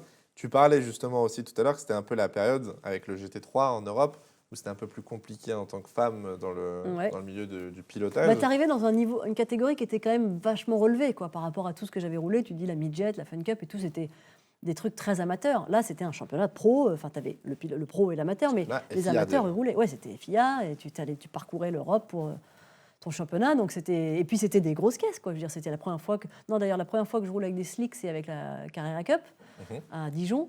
Mais sinon, c'était des vraies bagnoles quoi, avec la chauffe des pneus, le machin. Enfin, c'était autre Tandis chose. que les voitures donc, que je viens de mentionner, tu as une voiture que tu as préféré conduire? Je dirais que pour le mythe, la Morgane, l'Aero 8 GT3, Ah ouais là, c'était quand même... Ouais, parce que... d'abord, c'était ma première fois... Encore une fois, la Carrera Cup, j'avais juste fait une pige. Alors que là, je m'engageais dans un championnat complet, quoi. J'avais mon équipier pour la saison. On faisait toutes les courses à travers l'Europe, tous les gros circuits. Et donc, je dirais que c'était celle-là, parce qu'une voiture hyper impressionnante, un look, la Batmobile, un moteur, mais putain, le bruit, c'était fabuleux, quoi. Non, franchement, c'était une caisse de dingue. Et puis, parce que je faisais mes armes dans cette catégorie-là, et donc c'était vraiment le premier truc un peu costaud que je faisais. Donc, c'est ça qui m'a le plus marqué. Ouais. Alors, tu as roulé, donc on l'a dit, GT, tu as roulé Carrera Cup, etc. J'ai une anecdote sur de la Formule 3.5 Ouais. en Espagne. Ouais. J'ai eu dire que tu avais mal digéré au niveau du cou. J'ai pas de mal digéré. Un test avec une équipe de F3.5. Est-ce que tu peux raconter ce qui s'était passé? C'était à Barcelone, c'est ça? Oui, exactement. Je suis en fin de saison de Mégane Trophy, parce qu'à l'époque, j'avais fait toute la saison le championnat de Mégane Trophy. Et donc, la Mégane Trophy, c'était dans le cadre des World Series by Renault. Donc, tu avais... moi, j'ai côtoyé les petits Gasly, Ocon, De Vries, tous ces petits mecs-là qui étaient des enfants quand moi, j'étais déjà une dame. et donc, tu avais la 2 litres, la 3.5, la Mégane Trophy, la Clio Cup. Et je crois que c'est tout d'ailleurs, mais c'était un gros championnat, la World Series by Renault. C'était sur chaque meeting, tu avais 200 000 personnes qui venaient. Enfin, c'était les premières courses où c'était. C'était le rookie un peu à l'époque. Oui, en fait, tout à fait. Ça. Mais ça avait un succès fou, quoi. C'était la suite de la merde, comment ça s'appelait, World Series by Nissan. Et après, bref, Renault. Bon, et donc, je venais de faire ma saison en Mégane Trophy, donc j'avais côtoyé toutes les équipes tout au long de l'année. Enfin, tu vois, t'es dans le milieu, quoi. Et j'avais notamment côtoyé donc les équipes de 3.5. Et un mec m'approche et me dit: est-ce que ça te dirait de venir rouler là dans 2 semaines à Barcelone? On fait un test. Tu viens avec les caméras de ton émission et puis on fait un test. Et on te met dans la voiture. L'opportunité déjà. Bien sûr, bien sûr, mais voilà, au mois de novembre, arrivé à Barcelone, il fait grand beau et tout, frais, mais beau. Et je rentre donc dans cette bagnole qui était quand même un gros machin, quoi. À l'époque, c'était l'antichambre de la F1, c'était le presque équivalent du GP2, enfin, ils se voulaient d'ailleurs l'équivalent. Et donc, je pars, bon, voilà, je prends un peu la mesure de la voiture, puis tu es quand même sur un circuit qui est physique. Barcelone, c'est très physique. C'est rapide et je fais mes premiers tours, ça se passe bien. Enfin voilà, j'avais quand même encore une fois cette saison dans les pattes en Mégane Trophy. Tu vois, j'étais bien. Puis Barcelone, c'était le dernier circuit de la saison, donc je venais de rouler, donc j'étais bien, j'étais tout de suite à l'aise. On roule. Mon père m'avait dit avant d'y aller, 3.5, c'est costaud. Demande qu'ils te mettent des pads. Il m'avait tout de suite dit. C'est les mousses sur le Exactement, des pads sur le côté, comme ça, ta tête se tient un peu toute seule, quoi. Tu n'as pas besoin de... Sinon, l'amplitude de ce que tu avais à cette époque-là, elle était assez grande quand même. Donc, tu pouvais, si tu voulais toucher les bords, pour t'appuyer sur un bord, tu ne pouvais plus conduire après. Donc, demande des pads. Donc, j'arrive et je me dis, oh non, franchement, je me sentais pas de demander des pads, tu vois, j'arrive un peu genre... Hey. Faut montrer. Bah oui, c'est ça, je suis quand même... je suis pas une gonzesse. Eh ben si, ma petite dame. Mais en fait, j'avais peur que les mecs se disent... j'avais peur que ça fasse nulos, quoi, de demander les pads, tu vois, genre... Alors que mais évidemment... Tout le monde les utilise, hein. J'étais bête. Résultat, dans les virages. Résultat, donc au bout d'un moment, la pause déjeuner, très très bienvenue, où je sentais déjà que... j'avais un peu mal au cou. Et puis, l'après-midi a été un supplice, quoi. Donc, j'ai fini par demander. Ouais. Et ils m'en ont mis. Et puis, c'était vraiment moins agréable parce que je galérais. Et puis, si tu peux pas... Enfin, vraiment, le dernier virage, j'étais vraiment comme ça. Et pour aborder la ligne droite, vraiment, t'essaieras un jour, tu verras, c'est très dur. Déjà, j'ai mon grand nez qui cache tout mon œil gauche. Donc, je ne pouvais pas voir. Donc, c'était mort. Et ça a été... C'était chiant, c'était dommage en fait. Je me suis dit, puis à la fin, ils m'ont passé un train de pneus neufs. J'ai envie de leur dire, Ouais. c'est gâché, hein, franchement, J'ai plus je la vais rien en force. faire. Gardez-les, ça coûterait moins cher. Et on l'a fait quand même, mais c'était quand même un peu plus Ça dur. reste quand même une bonne expérience malgré Génial, cette non mais histoire. formidable, formidable. La dernière fois que j'ai roulé comme ça, où j'ai eu le même truc du coup, c'était quand j'ai fait un test pour les Iron Dames, là, il y a un an, à Portimao, Mhm. dans la Lamborghini. Ouais. Pareil, Ça envoie, hein. j'étais mais rôti. À l'heure du déj, la coupure déj, c'était le moment fatal, quoi. Puis Portimao, ça monte, Et pourtant, ça là, descend. tu vois, puis là, je suis pas arrivée en me disant, j'ose pas le dire, hein. J'ai dit, je m'en fous, je mets. Et ah ouais, Portimao, en plus, c'est physique aussi. C'est Hein. c'est dur. Hein. Ouais. Tu as roulé des F1, tout à l'heure tu disais que tu n'avais pas Ouais. roulé en F1. Tu as quand même testé des Formule 1. Alors, tu en as testé une de 99. Oui. Je n'ai pas retrouvé c'était laquelle exactement. La Minardi. Minardi ouais, je crois, ouais. Tu as testé du coup, donc c'était à l'époque de Philips. Et non, Non, celle ouais. avec Philips, c'était celle en 2014 du coup. Ouais, exactement. Ça, c'était avec C'était il y a Canal. 10 ans, avec, exactement. Et tu avais été coaché par Pastor Maldonado. Oui, Ah, c'était incroyable. sa voiture, c'était celle de Romain Grosjean et lui, Ouais. qui roulaient ensemble. Et il était là ce jour-là, effectivement. Et oui, il avait dû donner quelques conseils. Je m'en souviens pas très bien. Comment il parce que était, Pastor Bah, Sympathique. ouais, franchement, oui, sympathique, sous ses airs de mafieux, là. Ouais. Il était, oui, c'était pas ouais, c'était un Il mec vous a sympa. pas mis dans le mur de pneus, ça va Non. Alors, pour prendre le mur, je t'explique.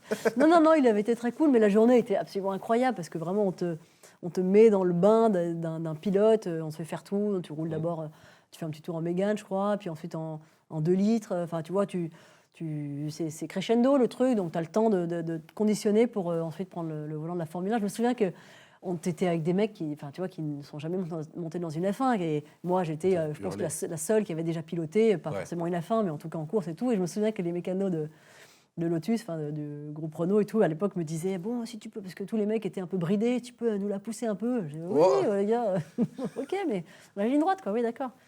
Et c'est un souvenir, enfin, ce sont des souvenirs, même celle-là, la Minardi. C'était la 2014 ou la 2013 que tu avais roulé 13. C'est la 13, Ouais. c'est le V8. Ouais, c'était le V8, ouais. Ça faisait un beau bruit. Ah ouais, dingue. C'est comment les sensations quand tu es au volant d'une F1 qui a un V8 à l'arrière? Ça hurle, non? Ça hurle, mais bon, tu as des bouchons, et puis à l'époque, tu vois, c'était tout récent, les 2014, enfin les V6, donc pour moi, une F1, c'était encore comme c'était en 2013 et avant, donc ça faisait encore du bruit, c'était normal, donc j'étais conditionnée, on va dire. Le plus dur, ça a vraiment été la vision. En fait, je crois que j'avais dû aller jusqu'à 300 km/h, là, avant signe, et en fait, tes yeux, ils suivent pas, quoi. Enfin, tu n'es pas fait, t'es pas calibré pour ça, quoi. Okay. Donc, je sais pas si c'est une accoutumance, enfin, certainement, puisque tout le monde, enfin, les pilotes de F1, à un moment donné, s'y sont faits, mais si tu n'es pas, ça se travaille, quoi. C'est comme les muscles, en fait, je pense que l'œil, ça se travaille, la vitesse, le défilement du paysage et tout ça, je pense que c'est un truc que l'œil doit être habitué. Et moi, c'est ça qui m'avait marqué, et aussi un peu, comme ils nous mettaient pas trop bas dans la voiture, je pense, pour qu'on ait une bonne visibilité, on était presque un petit peu haut, et donc c'était la dépression que tu prenais dans le casque. Et en fait, je me souviens d'un truc où ça bouge, quoi. Tu vois, le casque est comme ça, et ta vision, elle est comme ça, et t'es vraiment genre, bon, bah... C'est pas le plus agréable, quoi. Non, c'était extraordinaire. Oui. Mais j'avais été vachement plus bluffée par le freinage que par l'accélération. C'est ce que tout le monde dit. L'accel est folle, mais je veux dire, la vitesse que tu vas... tu sois à 280, 310, enfin je veux dire, en réalité, franchement, oui, ça va très vite et c'est tout, quoi. Et puis tu es dans une ligne droite, je te parle pas d'une courbe où tu es à cette vitesse-là. Donc c'était vraiment plus le frein et la réaccel, bien sûr, mais le frein. Et vraiment, tu sais, on décrit toujours ce sentiment d'avoir la voiture en dessous de toi et comme si, tu vois, et au frein, c'est vraiment... Tu tombes dans la voiture. C'est extraordinaire, quoi. C'est... Voilà. Bon souvenir. Ouais. Tu avais roulé en LMP3 Asian Le Mans Series. Ah ouais, oui, c'est vrai. Je suis allé chercher. Hein. Ouais. Je suis allé chercher loin. Est-ce que tu te souviens un petit peu, tu avais un équipage 100% féminine? Oui. Est-ce que tu en gardes des bons souvenirs? C'était en proto, c'est des belles voitures aussi pour l'époque. Ouais. C'était P3. Hein. Ouais, LMP3. Et j'étais... Ah non, mais c'était fabuleux, ça c'est pareil. En plus, je roulais plus beaucoup. C'était en quelle année, ça? 2019, je crois. J'ai pas l'année, je t'avoue. Je crois que c'était février 2019. Oui, c'était février 2019, okay. Je suis sûre. Juste avant que je tombe enceinte, je m'en souviens. Et donc, j'avais pas fait de championnat depuis un bout de temps. Je continuais à rouler au Trophée Andros, peut-être faire quelques piges en midget ou des trucs comme ça à droite à gauche, mais vraiment, je roulais plus beaucoup. Donc, c'était un gros truc pour moi. Mais la LMP3, c'est une voiture qui est formidable, quoi. Justement, si tu as un peu d'expérience, ça suffit finalement à prendre la voiture en main. Tu vois, j'avais quand même un peu de background qui me permettait de ne pas être perdu dans la voiture à ce moment-là. Mais oui, c'est un souvenir génial, surtout que j'avais pris le départ 2000 degrés. Dans la voiture? Non mais attends, déjà Sepang, 2000 degrés dehors. Etc. Je prends le départ, il est midi. soleil, là, c'était... je suis sortie de mon premier relais, j'ai eu du mal à m'en remettre. Hein. Ah ouais, je suis repartie dans la voiture quand même, mais j'ai eu du mal à m'en remettre. Mais non, super souvenir, j'avais roulé avec Michel Gatting et avec Catherine Legge. Et très, très positif. Je sais qu'elle, pilote pro, en activité, tu vois, elles avaient beaucoup de trucs à redire sur la voiture, et je suis certaine qu'on n'avait pas la voiture optimale. Néanmoins, moi, je me suis C'était une expérience super amusée. Oui, moi, tu me mets les vieux pneus, je m'en fous, je roule, je suis contente, quoi. Tu vois, vraiment, j'étais là, tu vois. J'étais dans cet esprit-là, donc tout était génial pour moi. Tu avais aimé le circuit, quoi? Kuala Lumpur, c'est un beau circuit. Ah, j'avais adoré, ouais, carrément. C'était un très beau circuit. Au final, du coup, tu as fait quasiment tout, j'ai envie de dire, du GT, de la proto, de la F1, Midget, Carrera, Mégane. La P2, j'ai essayé au Mans, pas au Mans, pardon, à Manicourt aussi. T'avais dit quoi? La LMP2. LMP2? Il n'y a que la LMP1 que j'ai pas essayé et la WRC. Pour l'instant. Mes 2 regrets, tout à fait. Pour l'instant. Tout à fait. Et tu as même été pilote de safety car. Oui, ça c'était très marrant. Ouais, c'était génial. Mais tu sais, je m'attendais pas du tout à ça. On m'a dit ça, je dis ouais, ok, cool, machin. Et puis en fait, quand tu arrives et que le mec te fait le brief le matin, et qui te dit, alors attends, ça va se passer comme ça, tu te dis, mais merde, oui, c'est vrai que c'est quand même un truc à responsabilité. Parce que c'était quand même FFSA, c'était un vrai événement licencié, etc. C'était pas juste là pour rigoler ou quoi. Ouais. Donc tu te retrouves dans le safety car du GP Explorer. Au final, tu as fait pas mal de tours. Oui, bah oui. Pour le malheur de certains, pour le bonheur des autres. Tu avais pensé quoi de cet événement quand même? Parce que c'était nouveau. Pour le sport automobile.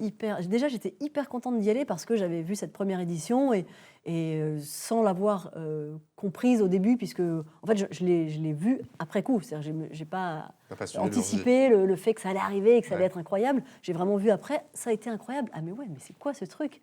Qu'est-ce que c'est que cet événement? Donc, y aller, cette deuxième édition, je trouvais ça vraiment privilégié. Et en plus, de ce point de vue-là, depuis tu vois, de cette position-là de la safety car et tout, c'était encore plus génial. Et puis, rencontrer et découvrir toutes ces personnalités-là que je connaissais peu. Quoi, tu vois, il y en avait 3-4 que je connaissais, et les autres, pour moi, c'était un univers que tu vois, qui est pas le mien. Quoi.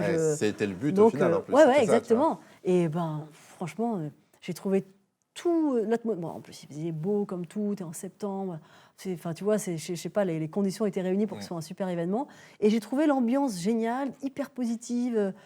Toutes les personnes autour de l'organisation qui en parlaient disaient que les mecs étaient hyper respectueux, le public était hyper respectueux, que tu avais beaucoup de familles qui venaient, les parents qui accompagnent leurs enfants, des gens respectueux du circuit, des gens, tu vois. Et je me souviens qu'il avait dit qu'après le Mans, il mettait je sais plus combien de jours à nettoyer, et que là, tous les gens... peu ou prou nettoyer tout, enfin tu vois, était hyper respectueux, les poubelles, les machins, l'environnement. Enfin c'est des petits détails bêtes, mais oui. Et ouais, exactement. Et donc je trouvais que dans l'ensemble, toutes les connotations étaient hyper positives. Tu as un bel esprit, tu as des passionnés, des gens qui sont contents d'être là. Enfin, tout le monde était heureux d'être là. Et ça, ça n'arrive pas dans tous les événements. Quoi. Donc, on attend la 3e édition, si jamais Squeezie. On attend toujours. Ouais. Dernière question, parce que sur ta carrière de pilote, aujourd'hui, est-ce que tu roules encore? Non. Des fois. Est-ce que tu arrives à te faire plaisir? Non, même pas. Mon casque va être plein de poussière. Non, j'avais l'Andros qui était ma petite récréation hivernale. Ouais. Et là, c'est fini. Il n'y a plus de tests. Non, mais je vais retrouver. Un petit peu. Non, mais en plus, moi, je m'étais dit, après avoir arrêté la Mégane Trophy, je suis tombée enceinte l'année d'après. Et en fait, je m'étais dit, voilà, quand les enfants sont petits, je veux pas partir les week-ends en plus que ce que je fais déjà, donc le live fin et tout. Donc, j'avais vachement ralenti déjà. Les enfants ont grandi. Ils commencent, la petite a encore, elle a 4 ans et demi, mais je me dis que quand, tu vois, elle va avoir 6 ans, ça sera des âges à peu près corrects. Soit je les emmènerai et c'est pas trop chiant, quand ils sont petits, c'est quand même un peu la plaie. Soit, ils comprennent bien les déplacements, hein, parce que je pars souvent, donc ils savent ce que c'est. C'est intégré chez eux, mais j'avais ce truc-là de me dire que je voulais pas continuer à partir et que donc l'hiver, c'était parfait, puisque je partais plus pour la F1, et donc... Et puis je les ai emmenés ces dernières années, je les ai emmenés sur une course ou deux, donc c'était digeste, on va dire. Et voilà, d'ici 1 an ou 2, je n'ai pas du tout abandonné l'idée de rouler. C'est vraiment complètement dans mes objectifs. Tu vois, j'aime pas trop parler du futur, mais là, je sais pour que... le coup, on en a un objectif. Non, à fond, non, mais carrément. Et puis là, j'ai vu que on s'est suivi un peu dans nos vies, nos parcours avec Olivier Pernaut, sur le plan du pilotage, parce que j'ai roulé beaucoup avec lui. à l'époque où Jean-Pierre ne roulait plus à l'Andros, c'était moi son équipière. Donc, grâce à lui, j'ai fait pas mal de trophées Andros, parce que c'est lui qui trouvait tous les budgets et tout. Je le remercie pour ça. Et donc, on s'est toujours un peu suivi nos parcours. Et puis, il est dans l'équipe dans laquelle j'ai roulé pour la première fois en Fun Cup. Voilà, c'est chez eux que j'ai commencé. Et c'est toujours cette même équipe qui a évolué et que lui gère. Et là, j'ai vu qu'il s'était lancé dans le projet Dakar, avec un autre de nos copains, Benjamin Rivière. Et donc, là, il me donne envie. Là. Ah, bah peut-être, oui. à surveiller. Pareil, quand quelqu'un de ton entourage, tu vois, a éprouvé un peu le dossier, tu vois, je sais qu'ils sont allés s'entraîner, je sais pas où. Je dis, bon, il faut que je l'appelle d'ailleurs pour en savoir un peu plus. Mais tu vois, je suis ça, donc voilà, je serais forte de son expérience à lui, ça pourra me servir dans ma prépa. Et oui, ça c'est quelque chose que je pourrais envisager. Ouais. Tu parlais tout à l'heure un petit peu de tes enfants et on va avoir une transition où on va parler forcément. Tu es une femme aujourd'hui bien placée en sport automobile. Tu es un peu le modèle pour, je pense, beaucoup de femmes qui vont regarder peut-être la vidéo. Tu parlais déjà de tes enfants. Comment toi tu le vis, le fait de être un petit peu séparé d'eux, beaucoup de week-ends dans la saison, 24 Grands Prix, c'est beaucoup. En fait, ça a toujours été comme ça, donc ça n'a pas été trop difficile. Peut-être que c'est aussi mon passé à moi, de mes parents, surtout mon père, mais ma maman aussi, partait beaucoup. Donc, j'ai pas l'impression d'avoir souffert de cette absence-là. Je pense qu'à partir du moment où elle est expliquée et qu'elle est comprise, surtout, c'est plus digeste pour eux. Et donc, oui, c'est un peu dur dans la toute petite enfance, tu vois, ce moment où ils ont vraiment besoin de toi, où tu dois être là pour eux. Et puis, tu as aussi cet instinct, quoi, hein, on peut dire ce qu'on veut, cet instinct maternel qui est d'être avec eux dans les moindres... les voir grandir, oui, plein de choses. Oui, tu les vois grandir parce que tu pars pas suffisamment de temps pour que tu loupes. Tu vois, mon père partait peut-être un mois à l'époque ou de longues périodes. Oui. Donc ça, je pense que tu loupes quelques trucs. Mais moi, dans ma lance, 5 ou 6 jours, tu vois, je vais pas, ou 7 jours, tu le loupes pas trop. Mais c'est bien intégré chez eux. Et puis, je suis très... très présente, dire, même si je ne suis pas là, même si j'aime pas les appeler, genre les FaceTime et tout ça, ça me fait chier. Non, vraiment. D'abord, je pense clairement que ça les fait chier eux. Okay. Non, mais tu vois, le môme qui n'a rien à raconter, c'était bien, oui. Bon, merci, mais non. Donc, j'appelle pas beaucoup, mais en fait, je ne pars jamais sans que tout soit bordé pour le moment où je suis pas là. Donc, je pars hyper sereine. J'ai aussi la chance d'avoir ma maman qui est très présente, qui peut m'épauler. Mon compagnon, je ne sais pas comment on dit, j'aime pas ce mot, mais voilà, qui est très présent aussi. Et donc, je sais que je pars toujours sereine, mais que je suis vraiment derrière leur cul, quoi, sur tout. Je contrôle tout. Bien se passer. Oui, voilà, je laisse pas de côté et je reste très maman là-dessus, quoi. C'est-à-dire, sans rentrer dans le cliché du père qui travaille et la mère qui s'occupe des enfants. Je veux dire, je m'en occupe vraiment comme une maman, c'est-à-dire que tout est contrôlé, l'école, les maîtresses, les machins, le relationnel, le truc. Je suis très... Voilà, Est-ce qu'un jour, on pourra avoir un de tes enfants ou tes enfants peut-être en sport automobile? Est-ce que c'est quelque chose que tu aimerais voir? Non, pas particulièrement. Enfin, vraiment, non, que j'aimerais, je m'en fiche, en fait. Oui. J'aimerais surtout qu'ils trouvent un truc qui leur plaît. Et alors, le grand, c'est très mal parti. Son père a quand même essayé de le mettre au karting, vraiment. Je pense que ça ne l'intéresse pas du tout. Okay. Ouais, il est très foot. Peut-être que ça viendra sur le tard. Il y a pas de. Peut-être que aussi, parfois, tu sais, tu es un peu en opposition par rapport à tes parents. Ouais. Et donc, tu te dis, oh non, c'est son truc à elle, c'est pas le mien. Et donc, pour l'instant, il est foot. Et puis, je ne suis pas sûre qu'il aime particulièrement la bagnole. Et la petite, tout est possible. Ouais, alors elle pourrait me surprendre. Mais je ne suis pas du tout. Je me dis pas que j'aimerais qu'il le fasse. T'as pas envie de les guider dans ce. Ah non, j'aimerais pas particulièrement qu'il le fasse. J'aimerais même peut-être plutôt qu'il le fasse pas. D'accord. Ouais. C'est trop compliqué. Je vais pas aller chercher des budgets pour eux. J'en ai déjà galéré pour moi. On va pas le faire pour les enfants. Non, bah si, bien sûr que je le ferai s'il le faut. Et surtout s'ils aiment ça et que ça leur plaît, je ferai des trucs que j'ai jamais fait pour moi sûrement. C'est le pouvoir de l'enfant. Hein, c'est beau. Alors on va parler un petit peu plus de toi justement dans ton milieu, un milieu d'hommes. Le sport automobile. Comment toi tu estimes l'évolution de la place des femmes en sport auto? On sait qu'il y a eu pas mal de choses faites surtout sur ces dernières années. F1 Academy, on sait qu'il y a eu des programmes dans certaines équipes pour pouvoir recruter, mettre en avant les femmes, des ingénieurs, etc. Comment tu le vois cette évolution sur les dernières années? Est-ce que ça a un côté positif? Oui, la réponse elle est forcément positive parce que oui, il y a du mieux, il y a plein de choses qui sont faites depuis des années déjà, hein, la commission à la FIA de Michel Mouton, Cathy Muller et tout, c'était déjà un gros pas en avant. C'est juste que je pense que le pas était tellement grand que ça a été long. Ouais. Mais je me souviens que quand on a tourné le documentaire Une pilote, on avait interviewé Michel à ce moment-là et on parlait de ça et elle m'avait dit, ça fait 10 ans que la commission existe. Je me disais, ah bon, 10 ans déjà? Putain, je ne me rendais pas compte qu'elle avait été vachement précurseur dans ce truc-là. Elle avait mis des choses en place, mais en fait, c'est tellement long. Et puis, je me suis aussi rendu compte qu'on manquait de références. Tu manques d'une figure de proue, tu vois. On est obligé de s'identifier quelque part quand tu parles d'un sport. Aujourd'hui, tu as toujours un mec que tu admires, une femme que tu admires dans un sport. Et je pense qu'il faut ça aussi pour, dans les petits enfants, la petite jeunesse, quoi, te donner envie de pratiquer un sport. Il faut quand même qu'il y ait quelqu'un à qui tu as envie de ressembler, entre guillemets. Et on l'a pas, ça. Je veux dire, à part Michel Mouton, en France, tu sais pas trop à qui t'identifier, quoi. Donc, et je me dis, Michel Mouton, c'était il y a 40 ans. Donc, ça veut dire qu'il y a une lacune quelque part. Et donc, ce qu'elle a mis en place, elle, et qui se poursuit aujourd'hui, je pense que c'est les fondations d'un truc qui est long à mettre en place. C'est aussi, quelque part, pas spontané chez une petite fille, quoi, de pratiquer du sport automobile, c'est normal. Enfin, je veux dire, moi, je le vois avec ma fille, mais alors qu'elle sait que je fais... Enfin, tu vois, elle doit bien voir. Elle voit le milieu. Pardon, je me débouche les oreilles. Elle m'entend gueuler en bagnole quand je suis énervée et voir que je conduis vite. Pourquoi tu avances vite, maman ? Eh ben, parce que j'aime bien ça. Et donc, tu vois, peut-être que ça, c'est quelque chose qui existe chez elle, mais pour autant, elle s'en fiche et elle est à fond dans les poupées, les machins. Enfin, elle n'est pas du tout... Et j'ai rien... Moi, je ne suis pas girly, hein. Elle veut mettre que des robes, elle veut mettre que des petites couronnes, des machins. Je ne sais pas de qui elle tient ça, parce que c'est pas moi. Mais donc, c'est pour dire que naturellement, spontanément, une petite fille ne va pas forcément se diriger vers le sport auto. Donc, c'est tout ça qu'il faut... je ne sais même pas s'il faut le changer, à dire vrai, parce que pourquoi le donner... Enfin, c'est juste qu'il y ait une vitrine, quelque chose que les petites filles voient, qui pourrait ouvrir, si jamais il y a des velléités d'une petite fille à faire ça, qu'elle sache qu'elle peut y aller, en fait. C'est ça le travail, je pense. C'est pas tant qu'il y ait plus de femmes, c'est pas une histoire de nombre, quoi. C'est vraiment que les femmes qui ont ça en elles puissent le développer. Et ça, c'est tout ce qui est mis en place avec la F1 Academy, même si moi, je suis pas tout à fait partisane de ces courses 100% féminines, alors que c'est comme ça que j'ai commencé, hein, mais je veux dire, je sais, peut-être qu'il faut ça, mettre un grand coup de pied dans le truc et avoir un truc un peu grossier comme ça, avec une course 100% féminine, pour que ça fasse avancer les choses. Souvent, c'est comme ça. Il faut ça fonctionne, en tout cas. Voilà, oui. Parce que là, avec la F1 Academy, mine de rien, on a de plus en plus de présence. Oui, tu as beaucoup de présence. Oui, c'est vrai. Et puis, médiatiquement, même pour les filles... Non, mais je dis pas que encore une fois, l'impact est bon. Mais juste le niveau, tu vois, bon... D'abord, c'est de la F4. Donc, tu vois, il y en a 3-4 qui sont super, tu vois.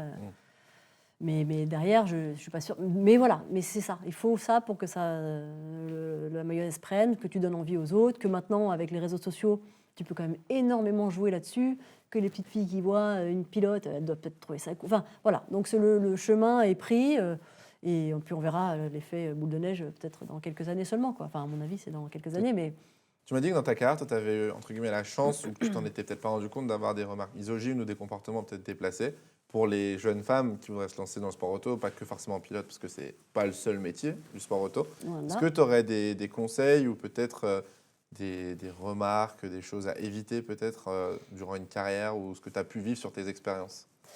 Je me dis toujours que les choses à éviter, les écueils que tu peux rencontrer, ils te servent, quoi qu'il arrive. Donc, moi, je n'ai pas de remords ou de regrets sur ce que j'ai vécu ou tu vois, ce que j'ai croisé sur mon chemin. Je me dis que tout ça te sert toujours. Enfin, voilà. Le seul truc, c'est peut-être de ne pas vouloir arriver le point serré, le point levé et de vouloir changer les choses, quoi. C'est un sport qui a besoin de temps pour évoluer de ce point de vue-là et que donc, voilà, pas faire tout de suite bouger les lignes, accepter le sport comme il est et progressivement le voir changer. Mais se dire que chaque fille qui arrive en plus, c'est toujours une évolution dans le sport, c'est déjà une évolution en soi. Donc voilà, juste peut-être pas être trop revendicatrice et puis accepter le milieu dans lequel on est. Et si on le fait bouger, c'est le faire de manière progressive, comme tout, quoi. Rien n'évolue en un clic. Et puis ensuite, le conseil qui marche pour tout et qu'on donnerait à homme comme femme, c'est vraiment de prendre de l'expérience, quoi. Il n'y a que ça qui sert dans tous les métiers du monde. C'est plus tu en fais, plus tu as vu de choses, plus tu... Et à même d'avoir un retour d'expérience, d'avoir un vécu qui te sert dans tout ce que tu feras. Donc, ça veut dire que rouler, ça peut être... Moi, je me souviendrai toujours d'avoir croisé Sébastien Loeb, je crois que c'était juste avant qu'il roule en WTCC. Okay. Et je crois que c'était sa première année, sa première pige, ou j'ai aucune idée, mais je me souviens que j'arrivais à Spa, je roulais, je ne sais plus, c'était une track day, un truc comme ça. Et il était là avec je ne sais plus quel genre de traction, une Peugeot ou je sais plus une caisse, enfin c'était une traction. Et en fait, il voulait avoir une traction pour avoir les mêmes bagnoles que les WTCC, quoi, parce qu'il devait connaître en WRC des 4 roues motrices ou des propulsions, des trucs comme ça. Et donc, lui, il voulait s'expérimenter. Et je m'étais dit, le mec vient limer du bitume 9 fois pour prendre. Exactement. Il a toute l'expérience du monde et il vient continuer. Et je pense que lui, alors, s'il y a un modèle à suivre dans ce genre de parcours-là et d'expérience-là, c'est ça, quoi. Lui, je pense qu'il n'a jamais rien lâché. Il a toujours roulé. Et il faut rouler dans n'importe quoi, que ce soit même en vrai de la moto, quoi. Toute expérience en sport mécanique te sert et pas se dire qu'il faut absolument atteindre la F1, par exemple. Peut-être aller faire des petites courses. Mais tout est utile, en fait. Toute expérience prise te servira. Donc, va rouler dans tout ce que tu peux, même si c'est le parking du supermarché avec la voiture de ta grand-mère. Voilà, tout sert. Et donc, il faut emmagasiner. Bon, Margot, on va passer au bol aux questions. On a 5 petites questions pour toi. Avant, on faisait ça. On ne le fait plus, pour la plus grande tristesse de ma prod. Première question pour toi, un petit peu profonde. Où est-ce que tu te vois dans 10 ans ? Aujourd'hui, tu es chez Canal+. Bah oui, tu m'as dit que tu n'arrivais pas justement à te projeter. Je me projeter, c'est le pire truc que tu peux me demander. Aujourd'hui, tu es chez Canal+. Tu me l'as dit que tu aimerais bien reconduire un petit peu. Où est-ce que tu te vois ? Si on refait une cool room en 2034, où est-ce que tu seras ? Attends, déjà, j'aurais quel âge ? Je suis une vieille dame. Où est-ce que tu aimerais ? Oui, j'aimerais, dans 10 ans, pourquoi pas être à Canal, sous une autre forme. Enfin, je veux dire, c'est un truc que j'apprécierais. J'aime la longévité aussi, je trouve que c'est toujours payant, c'est toujours récompensant. Donc peut-être ça. C'est des réponses, il faut faire court ou ça va ? Non, tu peux dire à la distance que tu veux. J'ai tendance à répondre. Il n'y a pas de durée sur ça, t'inquiète pas. Le en un mot, c'est après. Ça, et puis oui, j'aimerais avoir soit fait les 24 heures du Mans, soit le Dakar. Ok. 24 heures du Mans avec un Julien Febvre, Franck Montagny, Laurent Dupin. Pourquoi pas. Petit équipage Canal+, non ? Ouais, en GT. En GT, ce serait pas mal. Ouais. Dakar, sinon ? Ouais. Dakar, on y travaille. Enfin, je me dis que je vais arriver dans un moment de ma vie où il faudra que je fasse un gros truc, quoi. Quelque chose de pas continuer, tu vois, comme ça, quoi, tranquillement. Donc un gros événement sportif. On se fixe un truc, quoi. Et la longévité chez Canal+. Est-ce que tu as un regret dans ta carrière ? Est-ce qu'il y a quelque chose que tu aurais aimé faire ou ne pas faire ? Peut-être, comme je disais tout à l'heure, j'ai pas vraiment, franchement, et c'est sincère, c'est pas pour faire genre, j'ai vraiment pas beaucoup de regrets parce que, encore une fois, je me dis toujours les choses arrivent parce qu'elles doivent arriver et que c'est comme ça. Mais peut-être juste avoir été un tout petit peu plus averti en arrivant dans le sport automobile du milieu dans lequel j'arrivais et peut-être justement être un peu moins candide. Ça m'a sûrement servi à mieux avancer, même avec s'il y avait des œillères où je voyais pas trop la misogynie ou les hostilités parfois rencontrées. Et peut-être avoir été un petit peu plus aguerri, averti là-dessus et j'aurais peut-être été un peu plus coriace, quoi. J'ai peut-être été un petit peu tendre du fait de laisser un peu tout faire. Voilà. Est-ce que tu avais un mentor. Est-ce que tu avais... Il y a eu beaucoup de menteurs. Oui. Est-ce que tu as eu un mentor, quelqu'un qui t'a guidé, qui t'a conseillé, qui t'a permis d'avancer dans ta carrière ? J'en ai eu plusieurs, je pense. Okay. À plusieurs niveaux. Je pense que j'ai quand même eu Max Mamers dans le sport automobile parce que il a toujours eu confiance en moi, il m'a toujours beaucoup aidé. Le trophée Andros que j'ai fait, c'est, je disais, grâce à Olivier Pernot, mais aussi beaucoup grâce à lui, qui m'a toujours beaucoup aidé à trouver des volants et tout. Et accompagné, enfin voilà, c'est quelqu'un qui a de l'expérience, qui a de la bouteille, qui peut toujours donner un conseil si tu lui demandes. Après, professionnellement, je pense que j'ai la bienveillance de l'équipe V6, donc c'est assez généralisé, mais qui m'a permis de prendre confiance dans ce nouveau métier-là. Et ensuite, Thomas Sénécal, sa bienveillance, son accompagnement aussi, c'est hyper précieux, quoi. Non mais, je veux dire, en plus, selon les personnalités, tu as des personnalités qui ont besoin d'avancer avec un coup de bâton. Et moi, je ne fais pas du tout partie de celle-là. En voiture, quand je pilotais, souvent, on me disait, je me souviens d'une fois chez Boutsen, quand je roulais en Mégane Trophy, où on me disait, en gros, vas-y, il faut que tu veuilles péter la bagnole de devant, quoi. Et où, tu vois, on me foutait la pression sur un chrono, un truc comme ça, et ça ne marche jamais. Je perds mes moyens. Et en télévision, c'est pareil. Et moi, je suis plutôt... Je ne dis pas qu'il faut me caresser dans le sens du poil. Hein. J'ai besoin qu'on me dise des choses. J'aime apprendre. J'apprends encore aujourd'hui. J'adore quand on me donne un conseil, quand on me dit un truc que j'ai fait qui n'est pas bien. Enfin, je veux dire, je suis très à l'écoute. Juste pas à la trique, quoi. Oui, et Thomas, il est vachement comme ça. Tous les trucs pas bien, il te le dit. Hyper pédagogue. Et il est enveloppant, quoi. Tu vois, quelque part, finalement, la confiance qu'il t'accorde, tu as envie de la lui rendre. Et donc, ça te permet d'avancer dans un climat agréable. Très bien. Dernière question. Ah non, avant-dernière, excuse-moi, avant-dernière question. Si tu n'avais pas fait du sport automobile, qu'est-ce que tu aurais fait en termes de carrière? Est-ce que tu sais où tu serais allé? Là, la colle. Bah, j'aurais peut-être fait... Non, mais j'aurais peut-être été dans l'équitation. Équitation? Ça aurait été le sport. Je pense, quoi qu'il Ouais. arrive. Ouais, c'est que vraiment... j'adore ça, quoi. J'adore le sport, j'aime les sportifs, les athlètes, ça me fascine beaucoup. Donc, ouais, je pense que c'est le sport. Mais donc, comme à l'époque, bah, je ne faisais que de l'équitation et j'aurais peut-être fait ça. Ok. Je sais pas forcément cavalière d'ailleurs.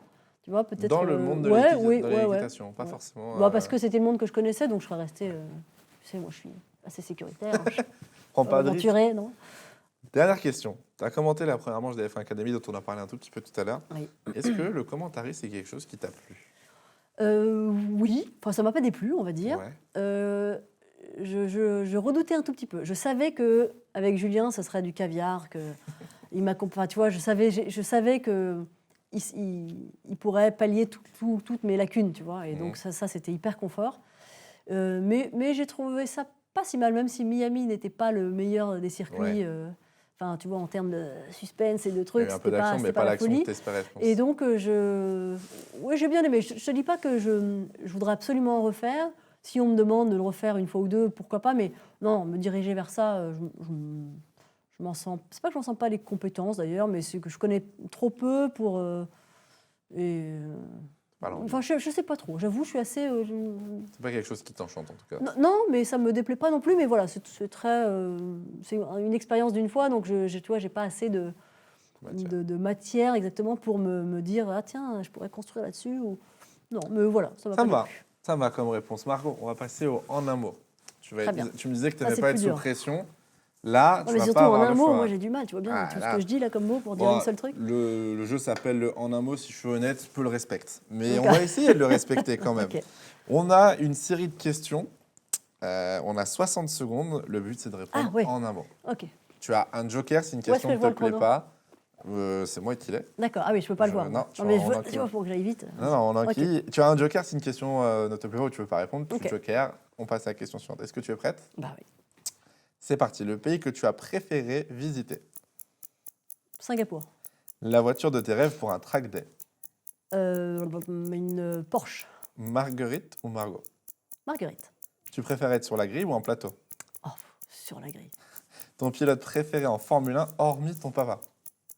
Attends, je cherche un mec d'époque. Mais bon, il n'y a pas. Lewis Hamilton. Est-ce que tu as une passion cachée à la maison? Faire des machines? Non. Repasser? Non, non. Pas de passion? Non, pas de passion, mais. Pas de passion. Pas de passion, mais j'aime Cars. bien les Lego. Lego. Cars 1, 2 ou 3? Oh, un. Merci. Si tu devais te décrire en un mot, Spontané. la personne de l'équipe Canal que tu préfères? C'est horrible cette question. Thomas Sénécal. Une femme en Formule 1, est-ce que c'est possible? Dans longtemps. Très bien. Très bonne réponse. Très bonne réponse. Écoute, Thomas Sénécal, c'est marrant parce que... Bah, je vais pas dire Julien, Franck ou Laurent, c'est horrible. Bah, c'était le but de la Oui, question, je pour sais. voir si tu allais répondre à quelqu'un, justement, histoire de foutre la merde Ah, non, aux non, États-Unis. non. Thomas Sénécal, vous avez tous ce point commun. J'ai l'impression que c'est un peu le papa au final du Complètement. groupe Canal et vous a Parce tous qu'il très bien il a accompagné. un peu cette position-là, quoi, je trouve. C'est pas usurpé, quoi. C'est pour ça que tout le monde, d'ailleurs, s'accorde à dire que c'est un peu le papou. Parce que, encore une fois, il est enveloppant, quoi. Il a compris, tu vois, ce phénomène d'équipe, à quel point c'était important de le travailler, déjà. Parce que, naturellement, les gens qui ne vivent pas ensemble dans la vie, sont pas faits pour passer autant de temps ensemble. Donc, ça se travaille, ça se cultive. Et il faut... donc, il a compris ça, et c'est pour ça qu'il a toujours été bienveillant, dans le sens où il faut comprendre l'individu, tu vois, chaque individu pour qu'il puisse être ensemble, parce qu'on est tous intrinsèquement hyper différents. On vit tous différemment. Donc, passer du temps ensemble, aller au resto ensemble, voyager ensemble, si tu veux durer, ça se travaille, exactement. Et donc, lui, il a toujours eu ce côté assez enveloppant pour nous permettre d'être une équipe, quoi, et d'être soudés, de comprendre qu'on avançait ensemble, qu'il n'y a pas d'individualisme. Et d'ailleurs, il l'a toujours appliqué, puisque il a toujours voulu qu'il y ait du turnover dans les présentations, dans les équipes et tout. Et il n'y a jamais eu un mec qui présentait tout, une femme qui présentait tout. Qui a dominé Canal+. Oh non, mais c'est vrai. Et c'est sa patte à lui. Et je pense c'est celle qui permet peut-être de durer. C'est peut-être grâce à ça que ça dure et que on s'entend toujours tous aussi bien. Très bien. Et une femme en Formule 1 ? Une femme en Formule 1. Un jour. Un jour, oui, voilà. Mais dans longtemps, je pense. Dans longtemps. Oh, ouais. Là, avant ça manque encore un petit peu. qu'on ait l'élément clé, ouais. Bah, il n'y a qu'à voir dans les formules de promotion et tout. Quoi. Aujourd'hui, il y en a. Il y a des petites Cartwomen qui sont là. Je te rejoins là-dessus, je pense que qu'elle c'est arrive, quelque chose... peut-être qu'elle arrivera, tu sais jamais, un sponsor qui trouve ça formidable, une équipe, une nouvelle équipe qui arrive en F1 qui veut... Voilà, une femme qui va performer en F1, qui sera au niveau des autres. Moi, on verra. Moi, je pense que c'est une question de génération. C'est qu'on Gwen est dans Lagrue une génération où ça déjà, commence un petit peu à intéresser de plus en plus de femmes et que dans 15, 20 ans, il y aura forcément des femmes qui arriveront en Formule 1. Ouais. Je me souviens qu'on avait posé la question à Alonso dans le doc Une pilote et il avait dit, je crois qu'il avait dit horizon 20 ans. Quoi, ouais. Ok, on n'est pas si mal. Margot, on a fait le tour. Merci beaucoup. Formidable. D'être venue. Pas trop longue ? Non, mais c'était parfait. J'espère que ça t'a plu. Bah, super, oui. On a pu revoir un petit peu tout ce que tu as fait. C'est marrant de parler de toi. Eh bien, écoute, merci beaucoup. On se retrouve sur Canal, du coup. Ouais. Grand Prix des États-Unis. La F1 aura repris quand la Cool Room sortira, normalement. On te retrouvera, du coup, sur la grille pour présenter le tout petit ça. championnat palpitant, là. C'est cool, quand même. Qui gagne le titre en fin de saison ? Oh, bah, pilote ? Ouais. Verstappen, je pense. Verstappen, c'est noté. Merci à tous d'avoir regardé cette Cool Room. J'espère qu'elle vous a plu comme d'habitude. N'hésitez pas dans les commentaires à nous dire ce que vous en avez pensé. Les liens des réseaux de Margot seront dans la description. Si c'est négatif. Nous, on se retrouve très bientôt pour de prochaines vidéos. La Cool Room est disponible en podcast aussi si vous voulez la réécouter. En attendant, faites attention à vous et portez-vous bien. C'est le plus important. Ciao, ciao.